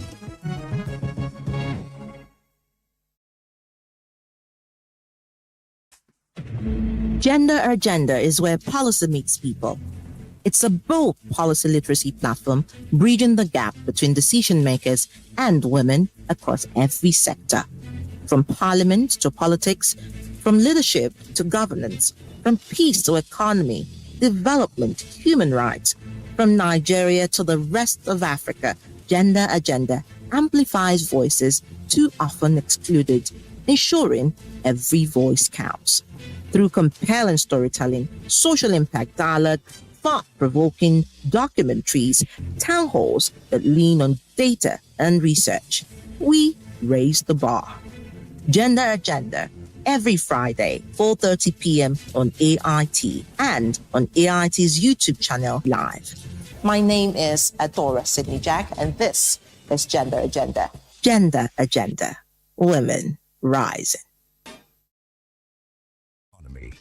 Information is everywhere, but insight is rare. Because of the high rate of fuel, the cost of commodities, cost of everything in this country is high. This is unacceptable because Nigerians cannot be made to suffer every time. So, where do you turn for clarity? The right questions. What is in need for Nigerians? Let's really break it down. Income strata wise, revenue strata wise for companies. What are some of the inhibitions that are not making trade work for all? The real answers. Stimulus package must take a different shape beyond what we have seen in sharing of rice, sharing of money. Nancy brings it to you on Moneyline with Nancy. Good morning, everyone, and welcome to Moneyline with Nancy. Clear, well-researched conversations focused on what truly impacts you. Is it that we don't know the number of MSMEs we have in the country, or we don't know where they are? I don't think we can identify 40-something billion MSMEs. It's equivalent as a country. Nigeria has the policy framework in place to be a leader on this approach. You can make farmers bankable.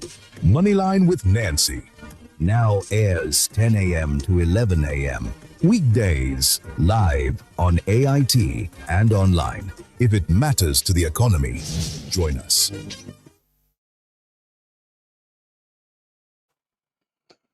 You're still watching Kakaaki, the African Voice, this Wednesday morning, and it's a special edition. Of course, we told you it's a double-header celebration in Nigeria.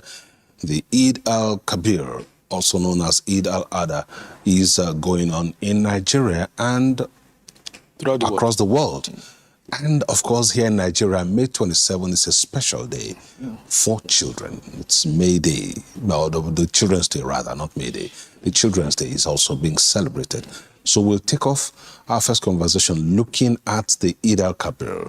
I'm joined now by Imam Fuad Adeyemi, who is here with me to talk about the Eid al-Kabir. He is the chief imam of the Al-Abibiyya Islamic Society. Thank you very much, Imam, for joining me. And how do you say it? Baraka? Eid al-Mubarak. Eid Mubarak, yes, that's yes, it's Eid al-Mubarak. Eid Mubarak. Yeah, thank you so much. It's good to see you again after quite a while. And you're looking rather well. Well, thank you so much. I think everything belongs to God. So that's just it. So let's talk first and foremost about the significance of this celebration. Okay. It's one that talks about sacrifice. Yes. Well, I want to start from where you started, but it looks unrelated but very related. Incidentally, today is also Children's Day in Nigeria. There's a link between the Eid al-Adha and children precisely. And you need to understand the historical evolution of Eid al-Adha itself. Okay. How did we get here? What are the Eid al-Adha? What is it celebrating itself? I will take it from children point of view. When Abraham, the father of faith, that we refer to as Sayyidina Ibrahim in Islamic terminologies, Sayyidina Ibrahim had a promise with his God that if he could get a child, he's going to sacrifice it, to sacrifice the child to show gratitude to God. Well, Allah in His infinite mercy answered his prayers. He got a child. When he got a child, incidentally, the first 5-10 years of the time he had a child, he had just one child that time. Then he had a dream that God reminded him that you made a promise, that this is what you intend to do. When he made a promise that you promised that you are going to sacrifice your child, so we are waiting for you to come and sacrifice your child. Allah told him. And when he woke up, the first thing he did was he went and called his son, Ismail. He said, my dear son, I had a command. God commanded me to sacrifice you. What do you think? That is the fundamental question. He said, as a child that time, he was a teenager. He said, what do you think? I have a command from my God to sacrifice you. The child said, my father, he said, if I'll come at home out that, do whatever you have been commanded. He said, Satajiduni insha'Allah minas sabirin. He said, I assure you, you will meet me among the patient one. That is why I say it is very related with actually the children. It shows one thing that is missing in the family today. Most parents, they become dictator. Apart from being dictator, they don't even know how to hold their homes. They don't know how to make their children to be what they are supposed to be. I call them accidental parents. They don't understand how to live a life where your children will be able to follow you in a very fatherly manner. Let me put it. And also, a child also that got something as huge as that. Instead of him to say no, instead of saying, why do you get this? He said, my father, don't worry, just do the way you have been commanded by God, and you see me, you meet me, a very patient child. So it shows the obedience of the children. It shows respect of the children. It shows a child that was well brought up, a child that is disciplined, a child that understands the love of his parents. And that is why I said it is a very related thing that today is Eid al-Adha, which is the day in which we are celebrating Children's Day. In fact, in most of my lectures, I've been really re-emphasizing that it shows one thing, that children are actually the owner of what we are celebrating today. Oh, okay. Children actually own the celebration of Eid al-Adha. Because it shows their obedience, it shows their faithfulness, it shows the sacrifice, it shows their love, it shows their respect, it shows the honor of and accepting whatever their parents says because they are well brought up. And I think it also shows that God cares about children because he didn't want a child to be sacrificed. No. The essence, when God actually asked Sayyidina Ibrahim to do that, Almighty Allah confirmed that he just want to test his faith, and he discovered he's a sincere servant of God. So God was pleased with him when he discovered that sincerely he meant what he said, and God in his infinite mercy changed the issue of sacrificing his own child to a ram. So, and you know, the Yoruba word for Eid al-Adha is Ileya. It means where he has taken the child to go and slaughter him. God has changed it. He now carries say, okay, well, let's go back home. Because Allah has spared your life. Allah has spared even me, my life, because sadness will have engulfed him throughout his life. So we have to go and thank God. Then Ileya, then it means it's ready for it's time for us to go back home. Okay, so that's why the Yoruba Muslims call the celebration Ileya. Yes, that's the Ileya means let's go home. Let's go home. Time to go home. Okay. Now, looking at the celebration itself, what form does it really? What does the Quran specify that the celebration should take? Because I was reading something in the news this morning on this program, and there was mention of the Hajj being part of the celebration. Yes. You see, Islam is a religion that everything we do is written and given to us by God. It is not a decision of a group of people that say this is what we'll be doing. It is a direct injunction from God. You know, Hajj is the fifth pillar of Islam, and it is many things are embedded into it. Hajj is about, today is the third day now that they are in Hajj. Then they still have like another 4 days remaining now, 3 days remaining now, 3 or 4 days remaining now.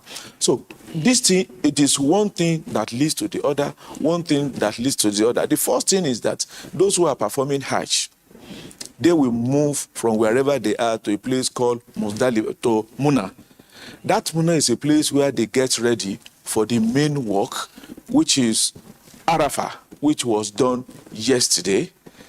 And when they leave Arafah, around Maghrib 6:30, 7, 8, that is the time they leave what do you call it? They leave Arafah. So when they leave Arafah, they go to a place called Muzdalifah. Muzdalifah is like a place where Almighty Allah wants every human being to know themselves.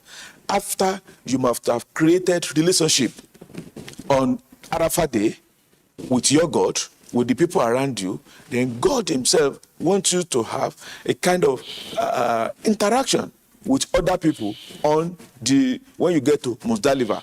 And those who are in Mecca will be doing Muzdalifah, while we that are not performing Hajj will be at home celebrating Eid al-Kabir. I was actually going to ask you about people who will not be able to make it to the Hajj this year. No. Maybe because of the high cost of flight tickets and there are so many things inflation and so many other things. So many other things. It might be time for some other people.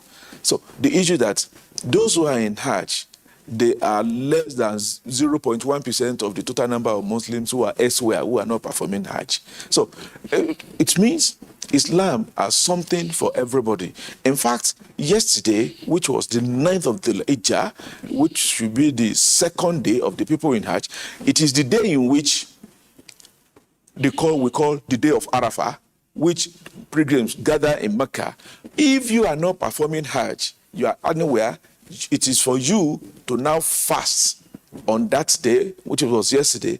Then after your fast, then you now have a way of praying to Allah. Because in Islam, that yesterday, the best time to pray that Allah will accept it was that yesterday.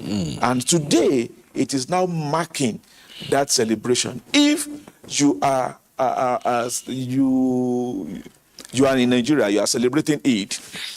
This time, you must not eat before leaving your house. It's assumed that you are fasting, that you are going with big heart.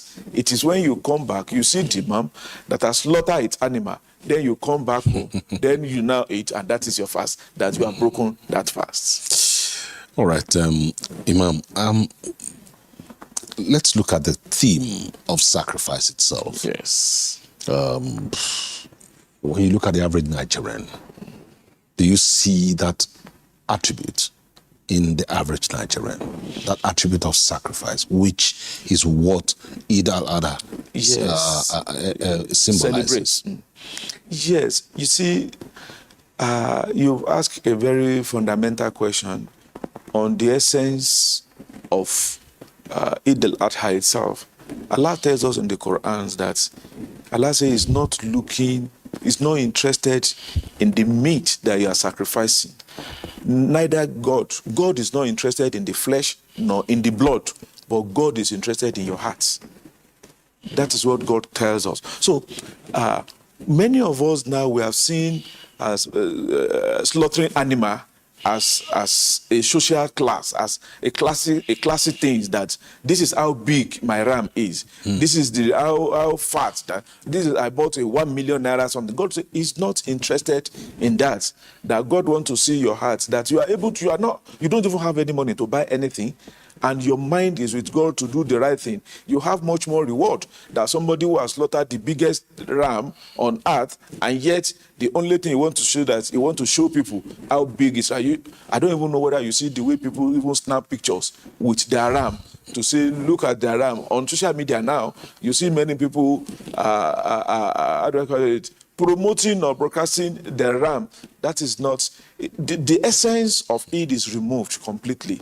If it gets to the level that you want people to see how big your ram is, you want people to see how healthy you want people to know how much you have bought your ram to oppress people, because there are some gratitude that it is oppression. Because they want to show that they are the one close to God by having the biggest ram.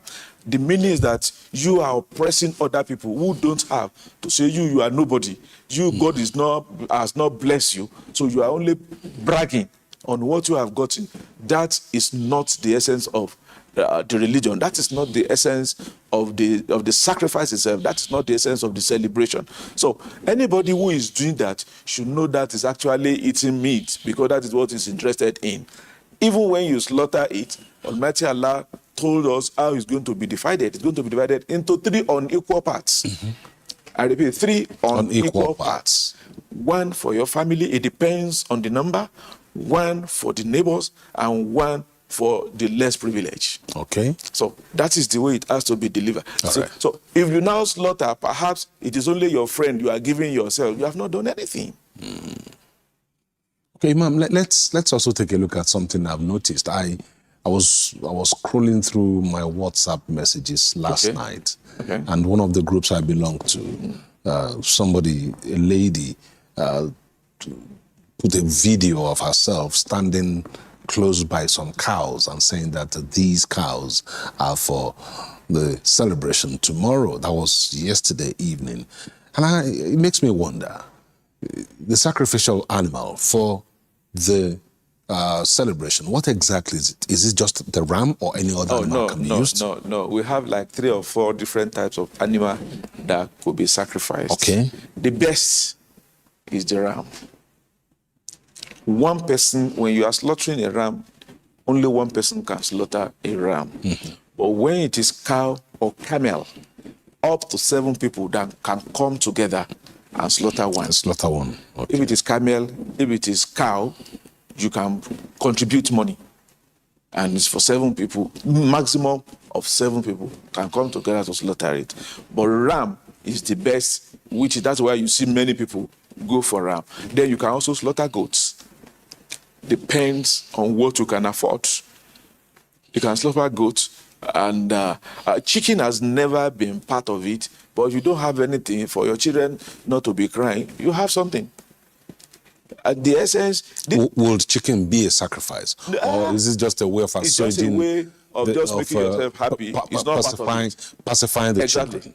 Exactly. At least you have something. At least you have something. Okay. But it is not part of it. So, but you see, this issue of ram, God says that that you should be grateful. The essence of this animal itself is not in the slaughtering. It's not in having them. The essence of this is for you to be able to reason. It's for you to be able to be conscious of the beingness of that supreme being, that God that has made this animal to be subservient to you. Are you like that to your God? Can you see the way this animal are lying down, waiting to be slaughtered without moving? Are you ready also to do the same thing before Almighty God who has created you? Okay, now let's look at something that is more Nigerian intrinsically, maybe not entirely Nigerian, because I also read on the news this morning a story about people in other parts of the world who, especially I think it was Lebanon I read, that had concerns about the high cost of sacrificial animals and all of that. It's a tricky time here in Nigeria because, of course, with the economic downturn, the cost of everything has gone up, a la the inflation. Rams, some of them going for up to 1.3 to 2 million naira. Now, in major markets in Nigeria cities, what advice would you have for the faithful? How do they prioritize celebration, especially if they can afford to buy those rams? You see, Islam is a religion that it's in tandem with human nature. It's in tandem with the requires and the things that a man is in need of. Allah, who has asked us to do this, has put a lot of caveats into it, that many things that you could do if you can't do this. When Allah is asking us to slaughter animal, I told you in the beginning, Allah says that He's not interested in the flesh of this animal, neither is He interested in the blood. He's interested in actually your consciousness of that's your God. So if you are unable to slaughter, I remember the last 2-3 years, I didn't have money to slaughter. It doesn't remove anything from me as an imam. So it is not that compulsorily you must slaughter a ram. It is not compulsory. If you don't have, it is not. You don't need to go and borrow money. You don't need to go and put yourself under unnecessary pressure because you want to slaughter a ram. Incidentally, Islam has an inbuilt system that takes care of you if you can't afford a ram. There are 2-3 systems that Islam has put in place. In a town, in the mosque of Juma Mosque, there should be provision to slaughter a ram on behalf of those who will not be able to slaughter. That is one. Oh, really? Yes. It is inbuilt in Islam. There is one for one that all those who will not be able to slaughter within a particular locality, they have the reward of slaughtering. Then one, there is also the concept of this Qurban, which we do, is called Qurban. Most people, God has given us the way to divide it. I've said it, you divide it to 3 unequal parts, that there are many people who are in need that they could not be able to afford. For example, in our mosque, we have a program of which we slaughter an animal. Depends on what you need from your house. 2 people, 3 people can come and take a whole cow, a whole ram. Or 4 people, depends on what you need, or depends on what we could afford at a particular point in time. So it is available for people who do not have. So it's not compulsory. If you do not have to slaughter, Islam has made a provision for you that you should be taken care of. All right. So, and that is just, so you don't need to get worried. You don't need to feel sad. If it's not good this year, it might be better next year. All right, Imam, a final word here. What's your message to Nigerians at this time? The essence of Eid is sacrifice and fulfilling promise. Whatever you do, you should learn that it is God that has given you the opportunity. when you don't sacrifice, when you sacrifice, not just for yourself, you sacrifice for others, the world becomes a better place. And secondly, the essence of this is about fulfilling promises. Wherever we find ourselves, politics has started now. We'll be hearing different things. I always tell people, do not think God will understand. This is politics. You can tell lie and begin to do any other thing.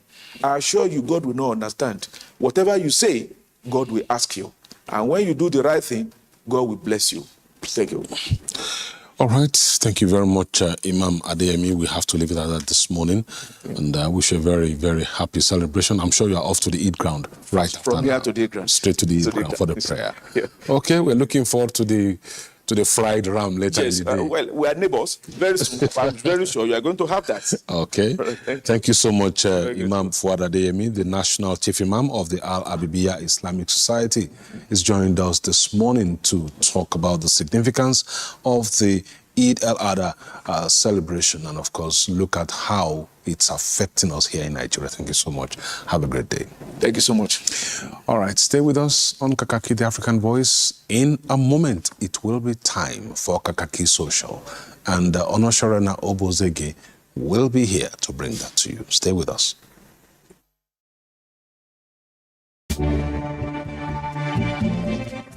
Out you come. With the shortage of brand new aircraft delivery across the world, Emirates decided to go it alone and refurbish over 200 of our existing planes at our own engineering facility. This makes it the largest retrofit program on the planet. For our customers, it means even greater consistency of a world-class product.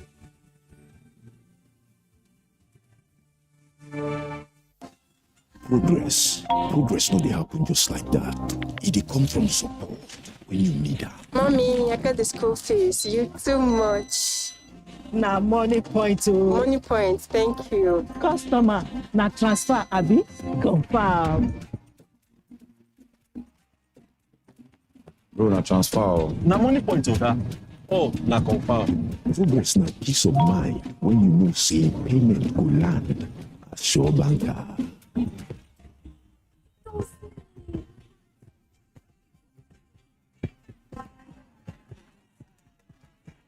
Progress na small wins wey dey carry person go far.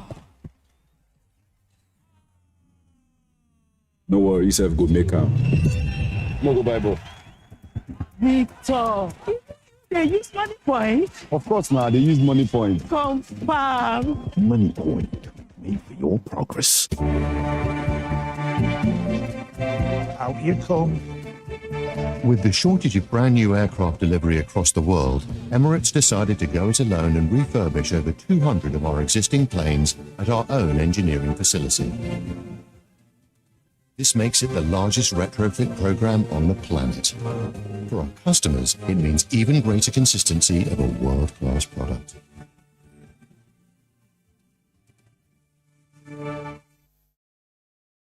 Hello everyone, Naibia, and welcome to Kakaaki Social. Well, Naibia is how we say good morning in Esako Central in Edo State. What's on the space of social media for you this morning? We have human rights lawyer and activist Deji Adeyonju that has issued a 72-hour ultimatum to a Facebook user, Meze, over an alleged defamatory post accusing him of murder. In a pre-action notice signed by his lawyer, Adeyonju described the allegation as false, malicious, and damaging to his reputation. The Facebook post by username Meze claims that Adeyonju allegedly killed a fellow student during his university days and was helped to evade justice by the current Minister of Aviation, Festus Keyamo. Adeyonju's legal team said the allegation was entirely false and intended to ridicule and tarnish his public image. The lawyers demanded an immediate retraction and public apology on the same Facebook platform as well as in national newspaper and online media platforms. If he fails to do so within 72 hours, he will be met with legal action. So here is Meze on your screen, and then let's see what he had posted on his Facebook page. Thank you. Meze had said, attaching Deji's picture, and then he says, this guy, Adeyonju Deji, allegedly murdered his fellow schoolmate while in the university. Reports say he was helped to evade justice by Tinubu's current Minister of Aviation, Festus Keyamo. I just heard this character is VDM's lawyer, and I couldn't stop laughing. Well, everything reminds me of the sarcastic words of my grandpa. The evil bird does not ever perch until an evil tree is found. So Deji says he has to take this down and apologize to him. But the guy has also made a video, that's Mezie now, is saying that what he said is not news, at least not to people in the news, that it's from years back, as he said, university days of Deji Adeyonju, and is referring to the publications right there.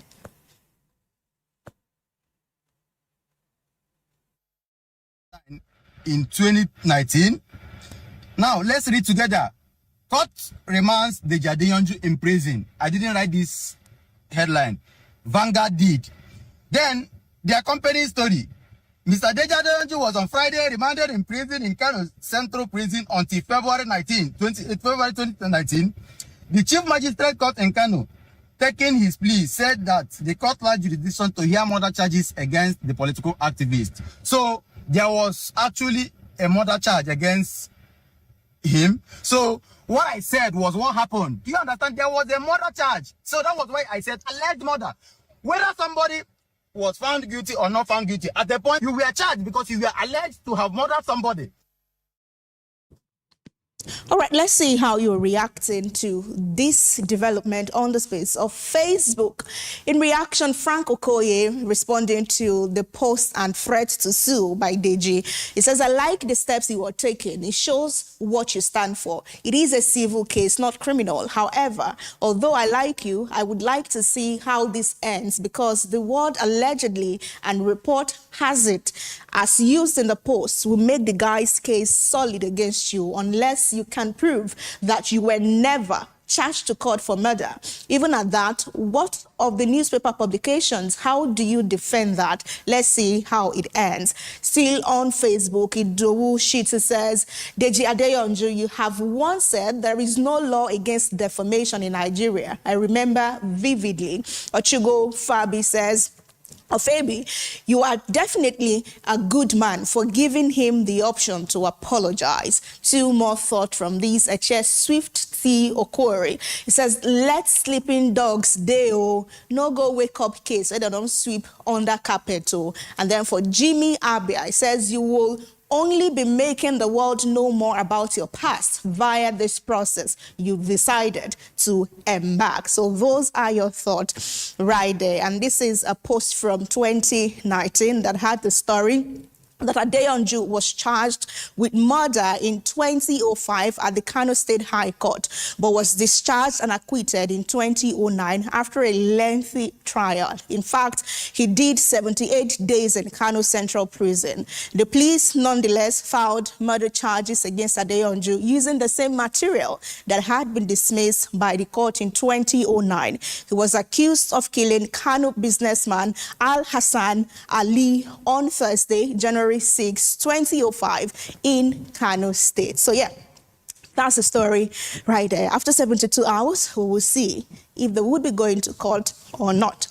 Away from that, we have the returning officer of Bende Ward in Abia State, John Okezie, that has dismissed the viral video showing him altering figures during the Abia presidential primary election as an AI video. Okezie has therefore threatened legal action, insisting that the footage circulating online was edited to mislead the public and damage his reputation. He's referring to the video of him skipping vote figures and inflating the numbers by thousands while Deputy Speaker Benjamin Kalu watched on. Let's listen to him. Several versions of adulterated videos spread by enemies of APC, the Deputy Speaker, and my humble self. The question I ask is, to what benefit is it to edit video and make it look like numbers were jumped, when the other candidate against the president had no single person behind him. The public should disregard such manipulated videos circulating around, as it is not a true reflection of my county. Those publishing it should stop to avoid legal action, because I have briefed my lawyers over this misrepresentation. Abia is APC. Bende is APC. We don't need to jump counting to make that point. Call Me MBJ says, this one, we're taking reactions now. This one is tough to believe. The original clip matched the exact location, the people around him, and the chaos of that day. If it's truly hey-hi, drop the raw, unedited video so we can compare. Threatening lawsuit won't erase what Nigerians already saw. Another user, Winner, says, these people don't rate Nigerians at all. We are too docile for these politicians. Imagine the rubbish, and we have those standing on the line and being counted in that manner. People with conscience and morals should have objected right from the ground of the primaries. More thought on this. Henry_Spotless says, so if this one we saw was hey-hi, can you please post the original, since it's one of you that was filming it? In fact, you should have posted the authentic footage to counter the falsehoods circulating. He even went far, saying Abia is APC. Which Abia? Henry Spotless is saying, Big on Nothing says, una don't finally use una hand, give opposition parties evidence for the next court case after presidential election. Make we see how them go take defend the video with original video footage. Well, Chief Okeze says that's not him, or it was doctored to appear like votes were actually inflated. We'll leave that story at that. This one is about human rights activist and former presidential candidate Omoyele Sowore that has stepped down as the national chairman of the Africa Action Congress, AAC, after emerging as the party's presidential candidate again, this time for 2027 general elections. Sowore resigned from the position shortly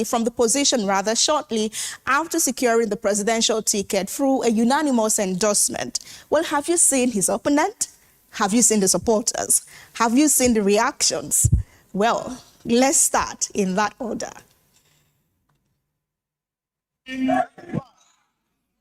My first task is to officially step down as the chairman of this great party. And according to the constitution of the party, our great party, I'm handing over officially the duties of the chairman of the party to Pastor Samuel Ajegbe, who is next to me here. Pastor will steer the party to victory in 2027.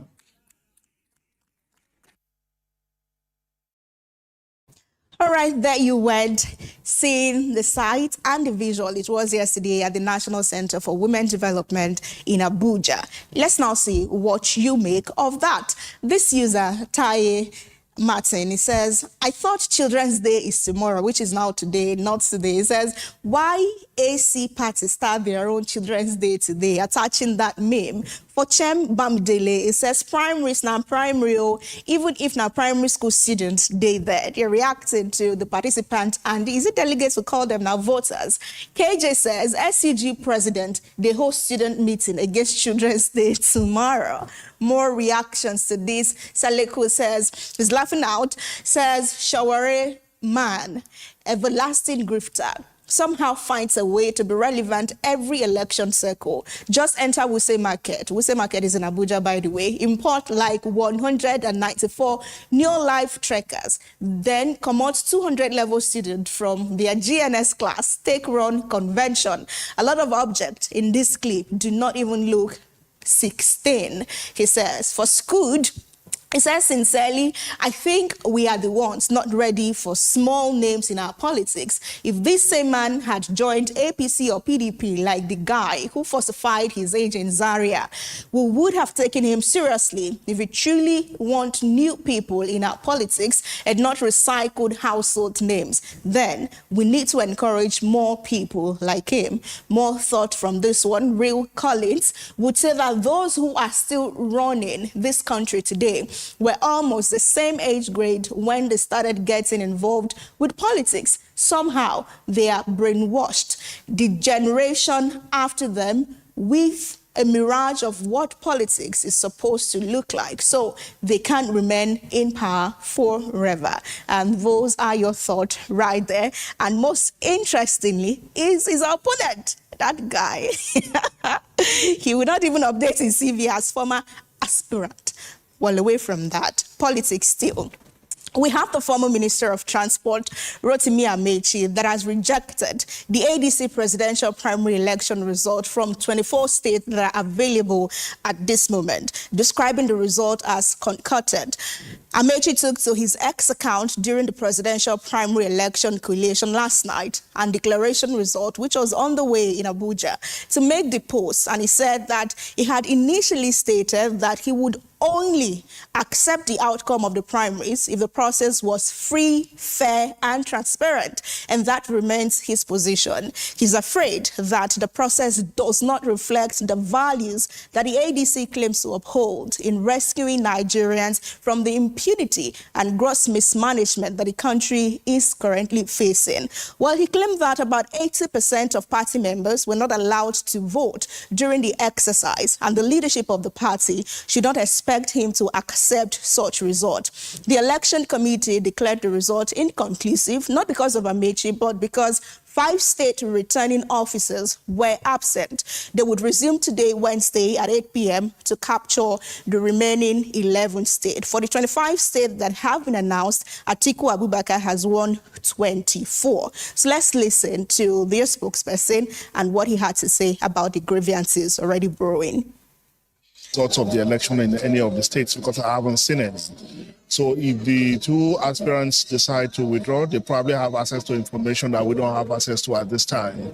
I think it's too early for some actions, but if there is real grievance and the party has a mechanism for addressing it. All right, let's bring you in at this point. The Gov attached this video, and he had said, we saw it the other time they did their primaries. What he's saying, this picture or video rather, you would see people going back to the queue to be counted 1 million times. So I count you, you go to the end of the queue, I count you again, and that was how they were able to raise their number from Rivers State. The Gov says, I knew this would happen and I was waiting so I can post the primaries in your local government. This is not North, this is Rivers. I hope the people who gave you the report sent you this video, sir. I know you don't want Atiku, but none of you stand a chance with Tinubu, even if you are gifted the ticket. Mr. Ajak says, sir, this comes across as a post-defeat therapy message. You were not disenfranchised. You were pummeled, battered, and politically trashed at the polls. Accept defeat with dignity instead of manufacturing excuses after the final whistle. You suffered a decisive beatdown. Chai. This user, Pragmatic DP, says, how does Amechi think he can defeat Atiku in ADC direct primaries? We all knew the result from day one the coalition was formed. Says, sir, Amechi, just drink water on top of your woto. From Pragmatic DC, we go to Harmless. It says, this must be condemned in the strongest terms. How can ADC stoop so low just to protect the ambition of one man? We must resist this injustice, and we are calling on all comrades to stand behind Amechi. Justice for Amechi. Okay.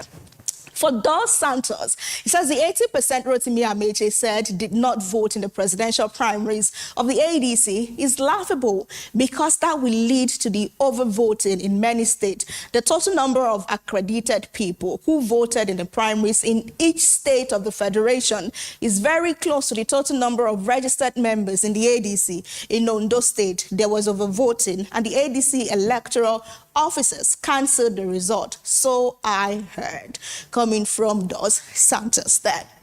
Finally, today, we have reactions that are trailing the emergence of Sandy Ono as the presidential candidate of the People's Democratic Party faction, the one that is loyal to the Minister of the Federal Capital Territory, Nyesom Wike, ahead of the 2027 general elections. Well, the announcement followed the conclusion of the party's presidential primary and coalition exercise held in Abuja. The chairman of the Presidential Coalition Committee, Samuel Otom, said the committee worked round the clock with coordinators from across the 36 states and the FCT to ensure what he described as a smooth and credible exercise. Because I have the experience across the entire trajectory of our political hierarchy. I was local government chairman. I served as commissioner, twice at the level of the state. I got elected as Senator of the Federal Republic. I'm the only candidate running through the entire gamut of the political space with experience at all levels of government. So I know exactly what to do. I also share the only distinction with the President of the Federal Republic of having double-barreled experience in executive and legislative governance. I was senator. I have functioned in the executive. I am very prepared. And I'm ready to lead Nigeria with the fear of God and the love of this country. I believe we will succeed. All right, there you go right there. PDP flag bearer 2027 at the presidential level, reeling out his successes. Dumebi Donald says this is the drama you want to drag a whole former president into. I believe he knows better. However, I expect the INEC to respect the Supreme Court ruling and put an end to this wicked fraction madness. Also in reaction, Edoism says, I'm going to be brutally honest. No one will defeat Tinubu and the APC come 2027. Absolutely no one. The APC has made the PDP completely irrelevant in Nigerian politics. If you are thinking of replacing the APC, you will have to wait till 2031. Emeka says the ultimate intent of the weakest faction of PDP is to flaunt a weak candidate against Tinubu for a smooth sail. So I'm not surprised for this joker of a candidate they brought. More thought to this one. Ibeta says these political parties are directly or indirectly working for Tinubu. And as long as Wike is still in the PDP, they won't have peace in that party. They presented this Sandy Ono, knowing fully well he doesn't even stand a chance against Tinubu. They know what they are doing.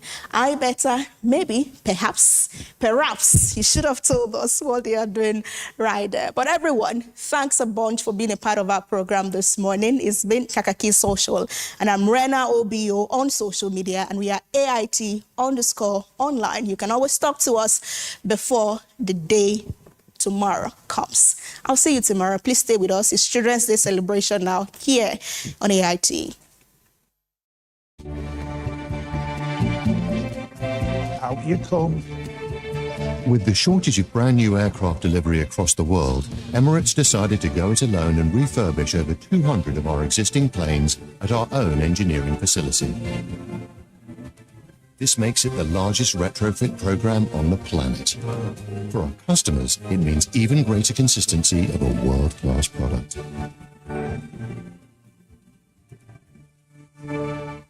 Get ready for a bold new chapter in political discourse. The conversations that matter most are stepping into the spotlight like never before. Political platform, the hard-hitting, no-holds-barred program you have trusted on Ray Power Radio is making a powerful move to television.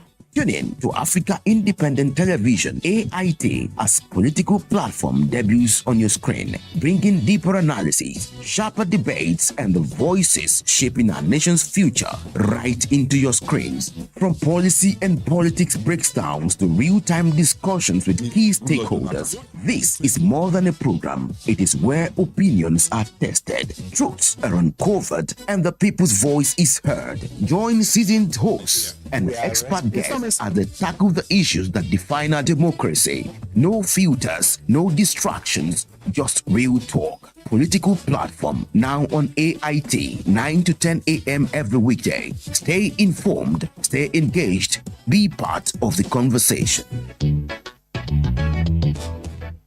People, politics, and power brings context and clarity to issues and events in governance, democracy, and development. On People, Politics, and Power, we feature people who shape the events and define the issues. A lot of the agencies are still struggling with implementation of freedom of information. The government should come. We need Nigeria to work.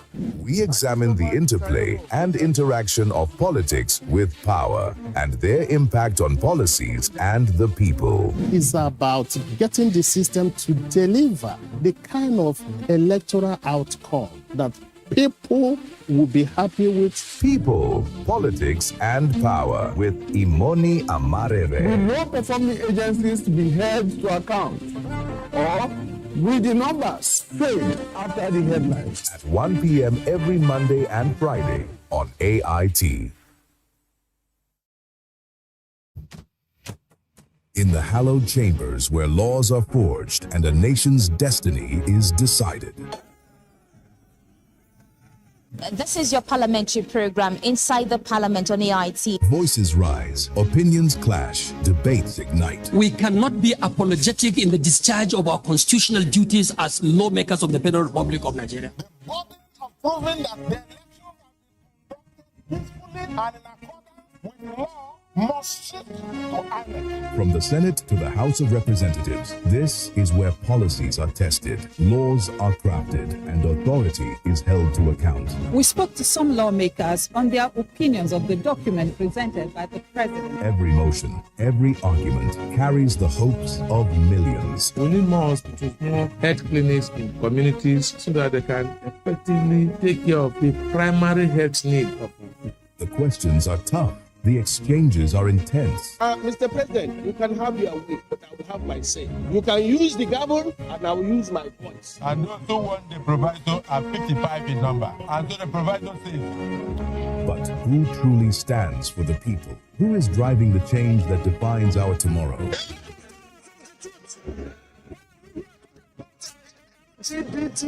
GTBT, whatever. Get the answers on where Nigeria decides on Inside the Parliament on AIT every Tuesday, 4:30 p.m. The stories now break online.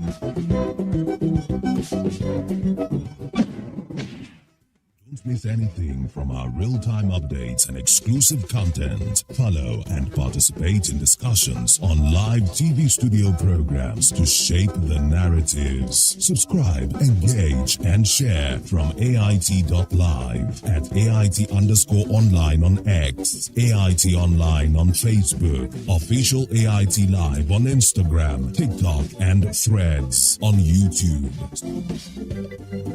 Stay connected with AIT on air, online, Get ready for a bold new chapter in political discourse. The conversations that matter most are stepping into the spotlight like never before. Political platform, the hard-hitting, no-holds-barred program you have trusted on Power Radio is making a powerful move to television. Tune in to Africa Independent Television, AIT, as political platform debuts on your screen, bringing deeper analysis, sharper debates, and the voices shaping our nation's future right into your screens. From policy and politics breakdowns to real-time discussions with key stakeholders, this is more than a program. It is where opinions are tested, truths are uncovered, and the people's voice is heard. Join seasoned hosts and expert guests as they tackle the issues that define our democracy. No filters, no distractions, just real talk. Political Platform, now on AIT, 9 to 10 a.m. every weekday. Stay informed, stay engaged, be part of the conversation.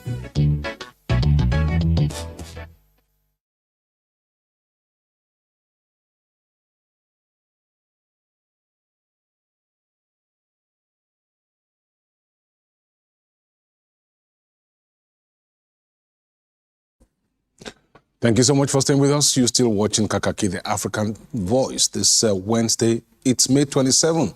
And of course, in Nigeria, it is Children's Day. So we talked about Eid al-Adha earlier on. Time now to talk about Nigeria's children. How are they celebrating today? Who is advocating for their rights? And what exactly is the situation with them in today's Nigeria, given the economic situation? The official theme for the 2026 National Children's Day is a Future Now, promoting inclusion for every Nigerian child. I have in the studio with me this morning 2 young ladies and a gentleman. They are all from 2 different secondary schools. Let me start with Deniala Abebe-Odife, who is from Africa Community School. Good morning, Deniala. Good morning, sir. You are the utility prefect. Yes, sir. That's nice.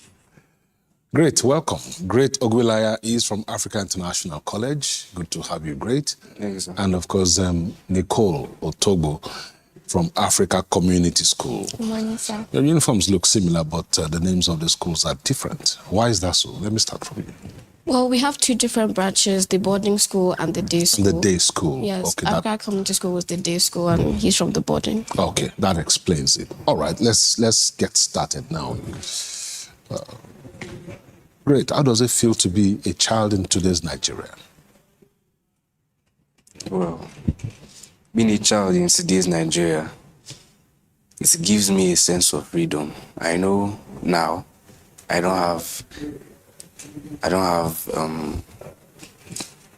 life-threatening choices. Right now, I can focus on my books, I can focus on my studies, I can start building the foundation needed for a good life. So as a child, I don't have to think of different burdens on me. Right now, it's just me and myself, unlike later stages in life. All right, Nicole, how about you?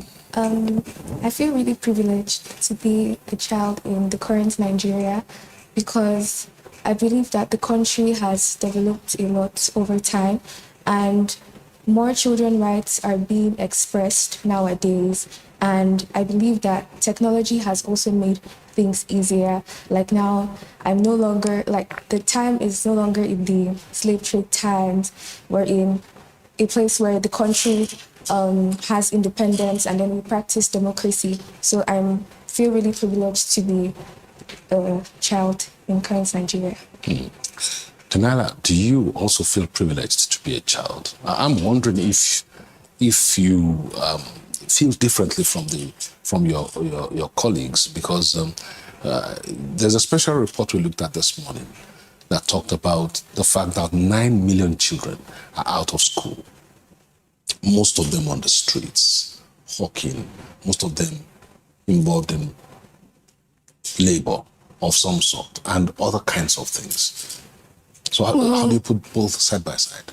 Well, like Nicole said, I don't go through that pain, so I am privileged. I get to go to a successful school. I get to read. I get to study, unlike the children you mentioned, which is unfortunate. So I feel the government should do more, like they should put more effort into putting those children to schools, especially keeping them safe. So I agree with Nicole. I do feel privileged to be where I am today. Talking about keeping the children safe, the children who were kidnapped in Oyo, yes, in Oriri local government are still in captivity. How do you feel about that?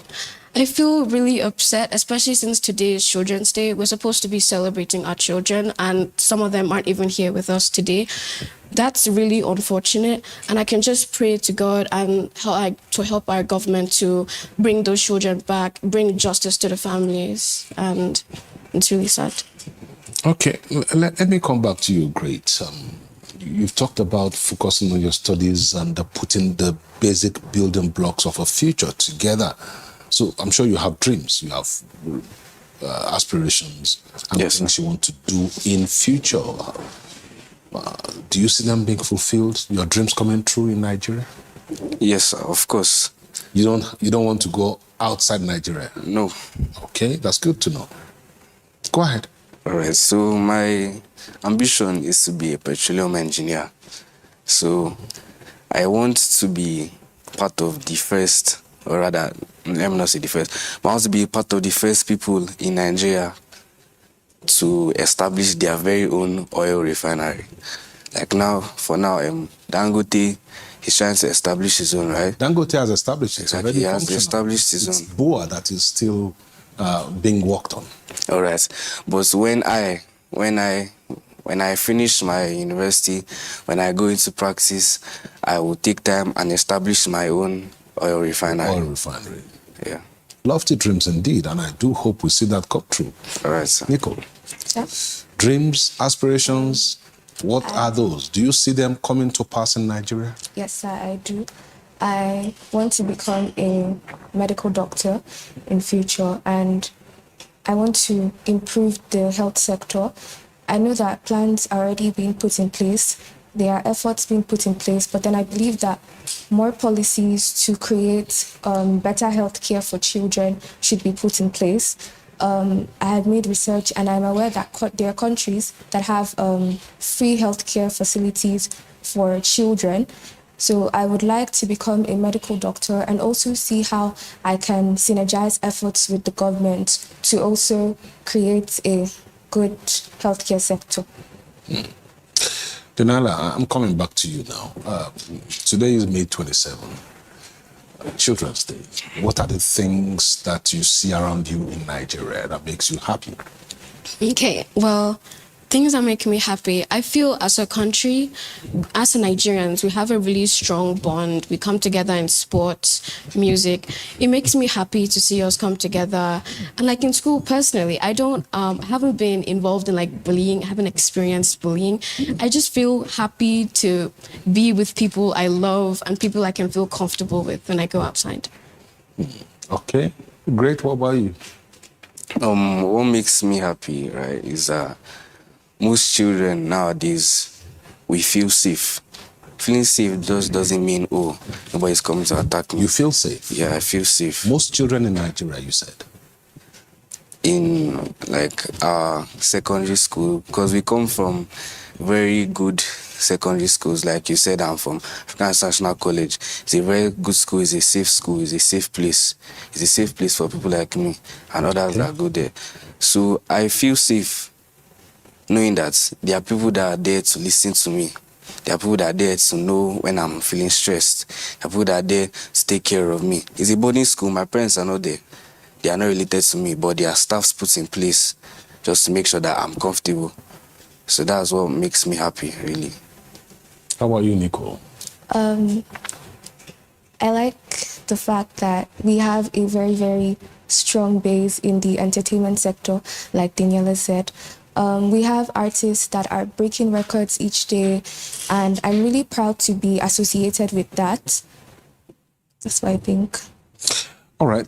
Let me come back to Daniela. What are the things that make you unhappy that you would like to see changed?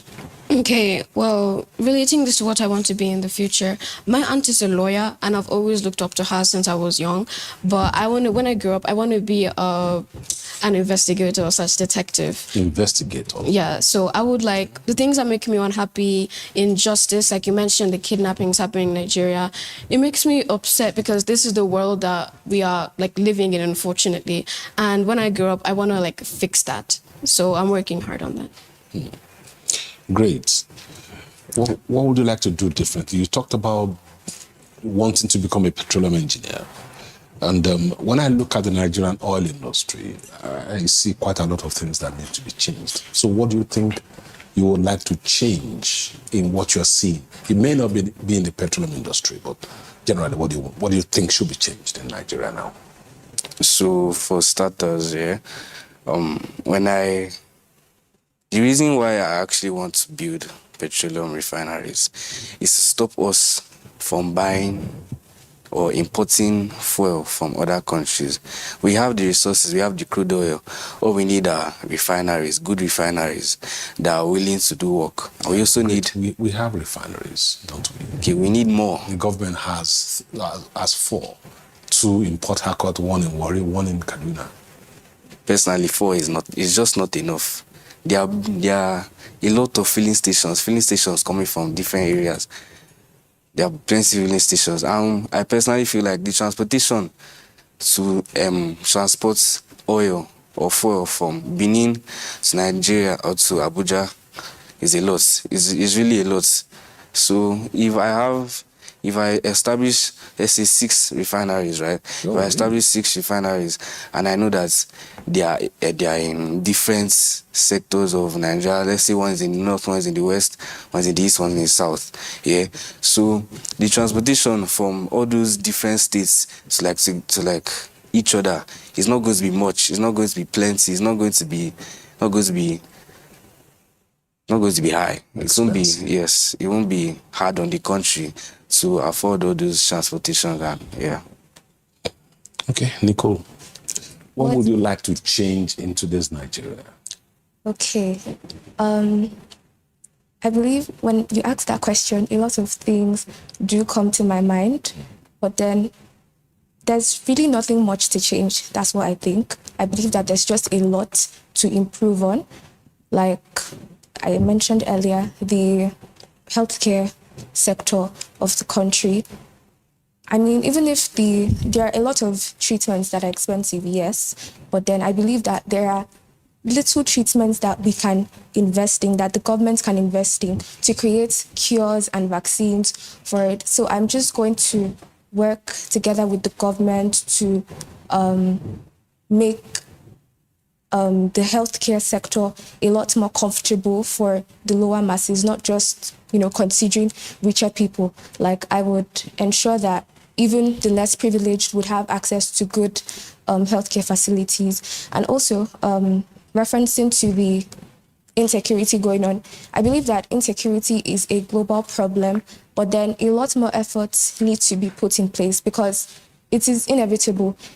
People would still attack, terrorists will still attack, but then I believe that more security measures need to be put in place to ensure that children are kept safe. Like, obviously, you cannot say for certain that children will not be attacked in school, but then I believe that the government can work together with the school to put in plans like, if you get information that there are terrorists about to attack the school, what do you do? How do the students react? How do the teachers keep the students calm and also keep themselves safe in the process?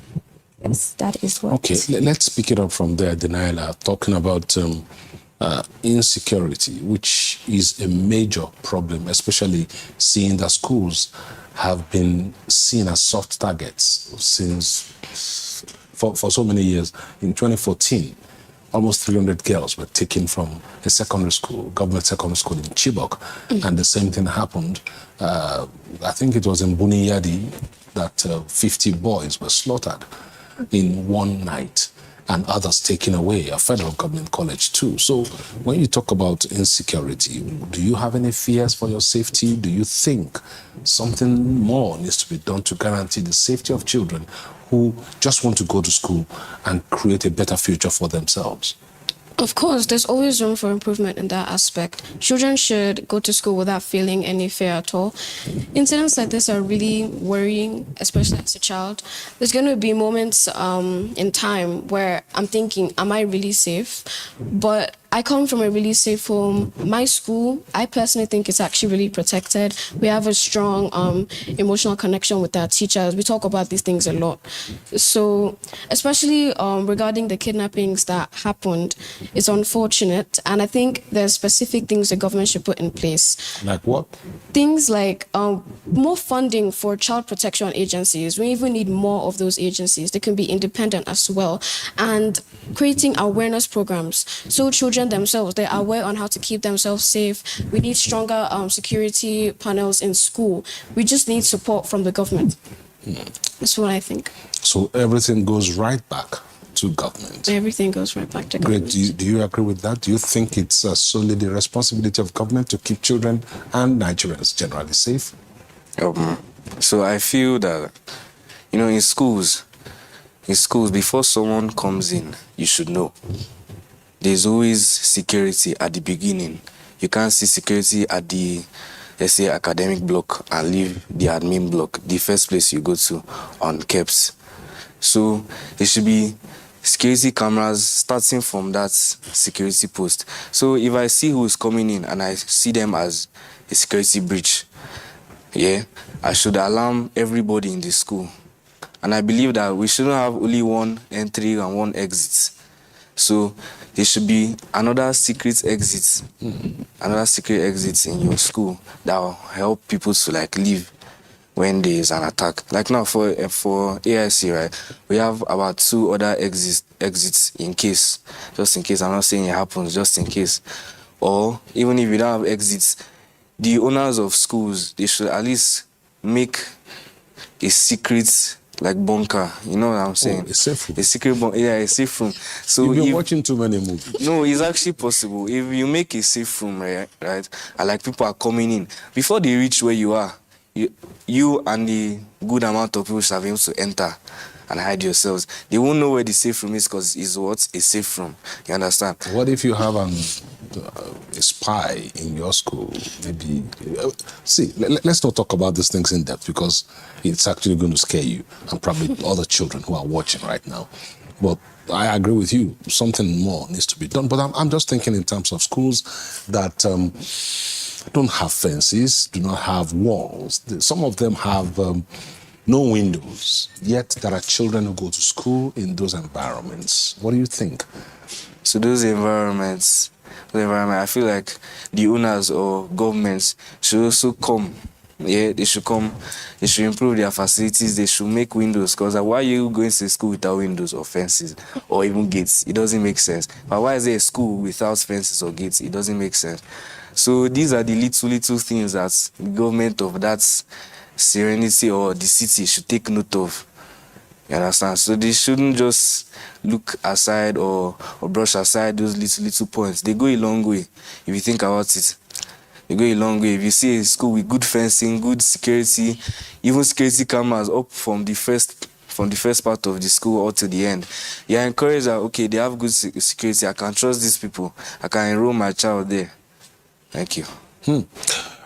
Well, you've just given me a picture of an ideal school, a 21st century school that has all the trappings of a modern school, security, cameras, you have security men, there's a command and control center where you can watch everything going on in the school, real time, on different monitors, and be able to tell when there's danger. But Nicole, yes, sir. Like I said, there are schools that do not have that opportunity. Yes. How do you think we can keep children safe in those environments? So I believe that it is not solely the responsibility of the government to keep children safe. Children and their parents and basically the people around them, we all have a role to play in security around us. So I believe that, in societies and in schools where they're not privileged to have good security systems, I believe that the government and the people in those environments can create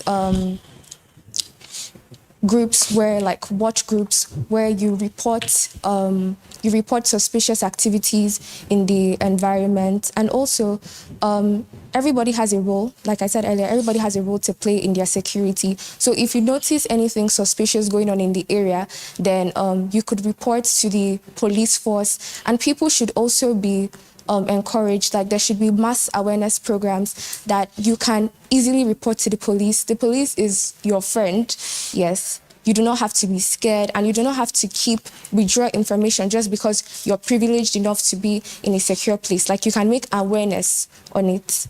Yeah, you can make awareness on insecurity going on in the country. Great. Let's talk politics now. Deniala, 2027 is election year in Nigeria. the president, the governors, members of the National and State Houses of Assembly are all going to face elections, although not all governors are going to face elections because of the off-cycle elections. But what are your expectations concerning the 2027 elections? My expectations, I just want the elections to be safe. I don't want like rigging and stuff. I just want Nigeria to become a safe place for children my age to live in and everyone to be happy. I don't really have much expectations that can't possibly be met. What kind of expectations are those? Like, I want the elections to be fair, the elections to be just safe for everyone, not rowdy, no protests. We just need to do the elections properly. Okay, great. The elections are coming. She wants elections done properly and safely. What are your own thoughts? What do you expect to see in 2027 February when the elections come?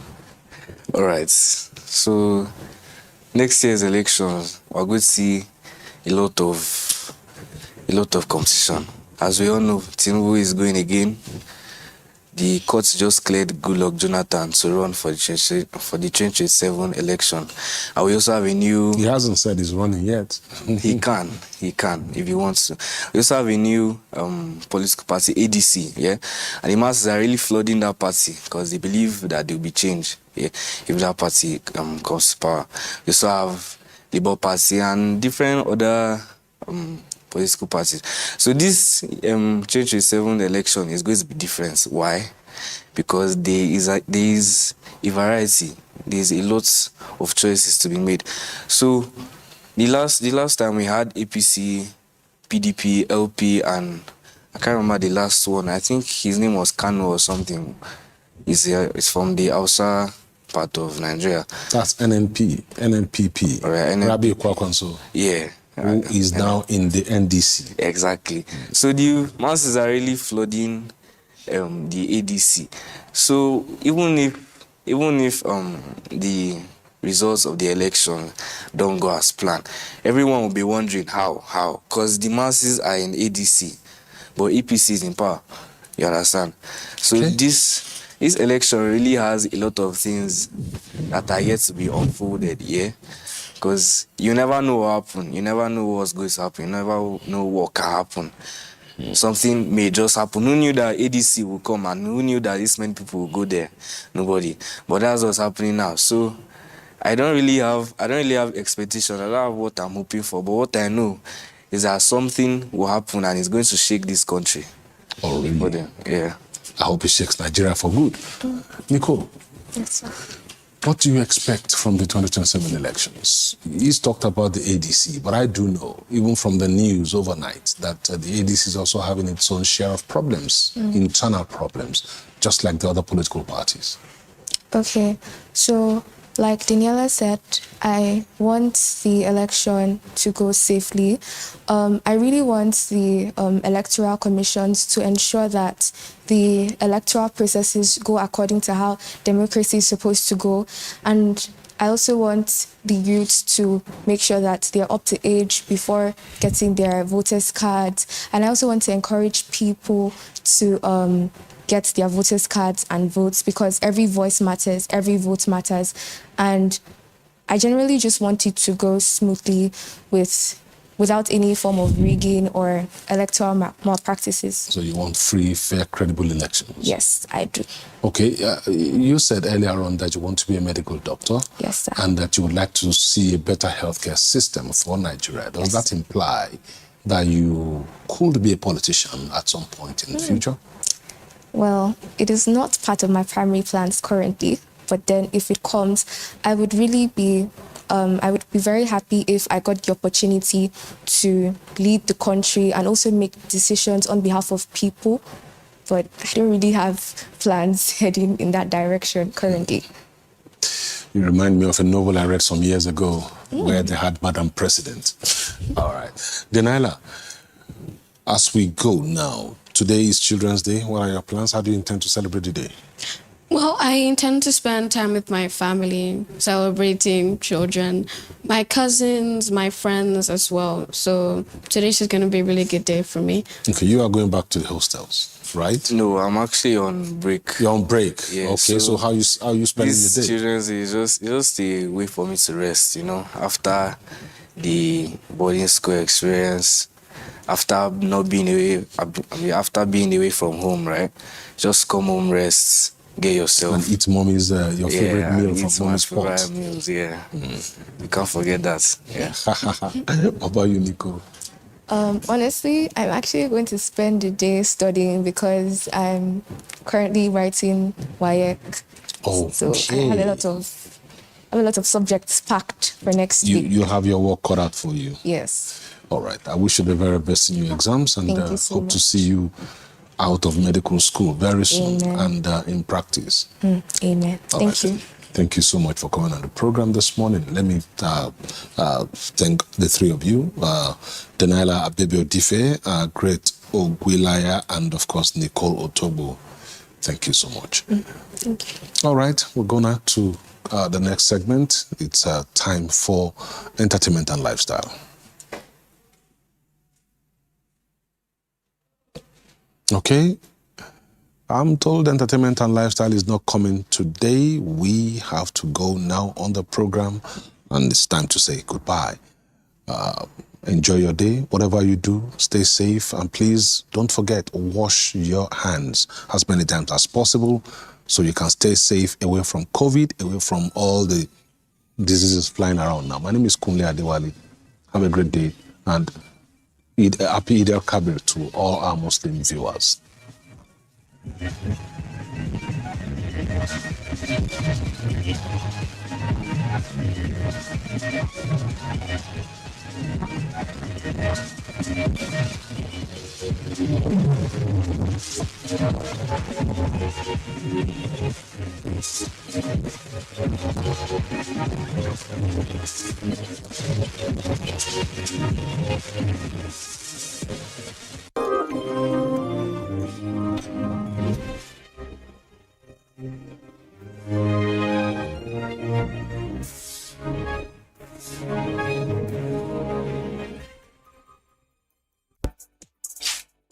Welcome to The Defender, your window into the Nigeria Security and Civil Defense Corps. We take you beyond the uniform into the heart of the service. We have also established a lot of policies that will drive our operational performance. First, we established a female squad after working on the National Safe Schools Coordination Center.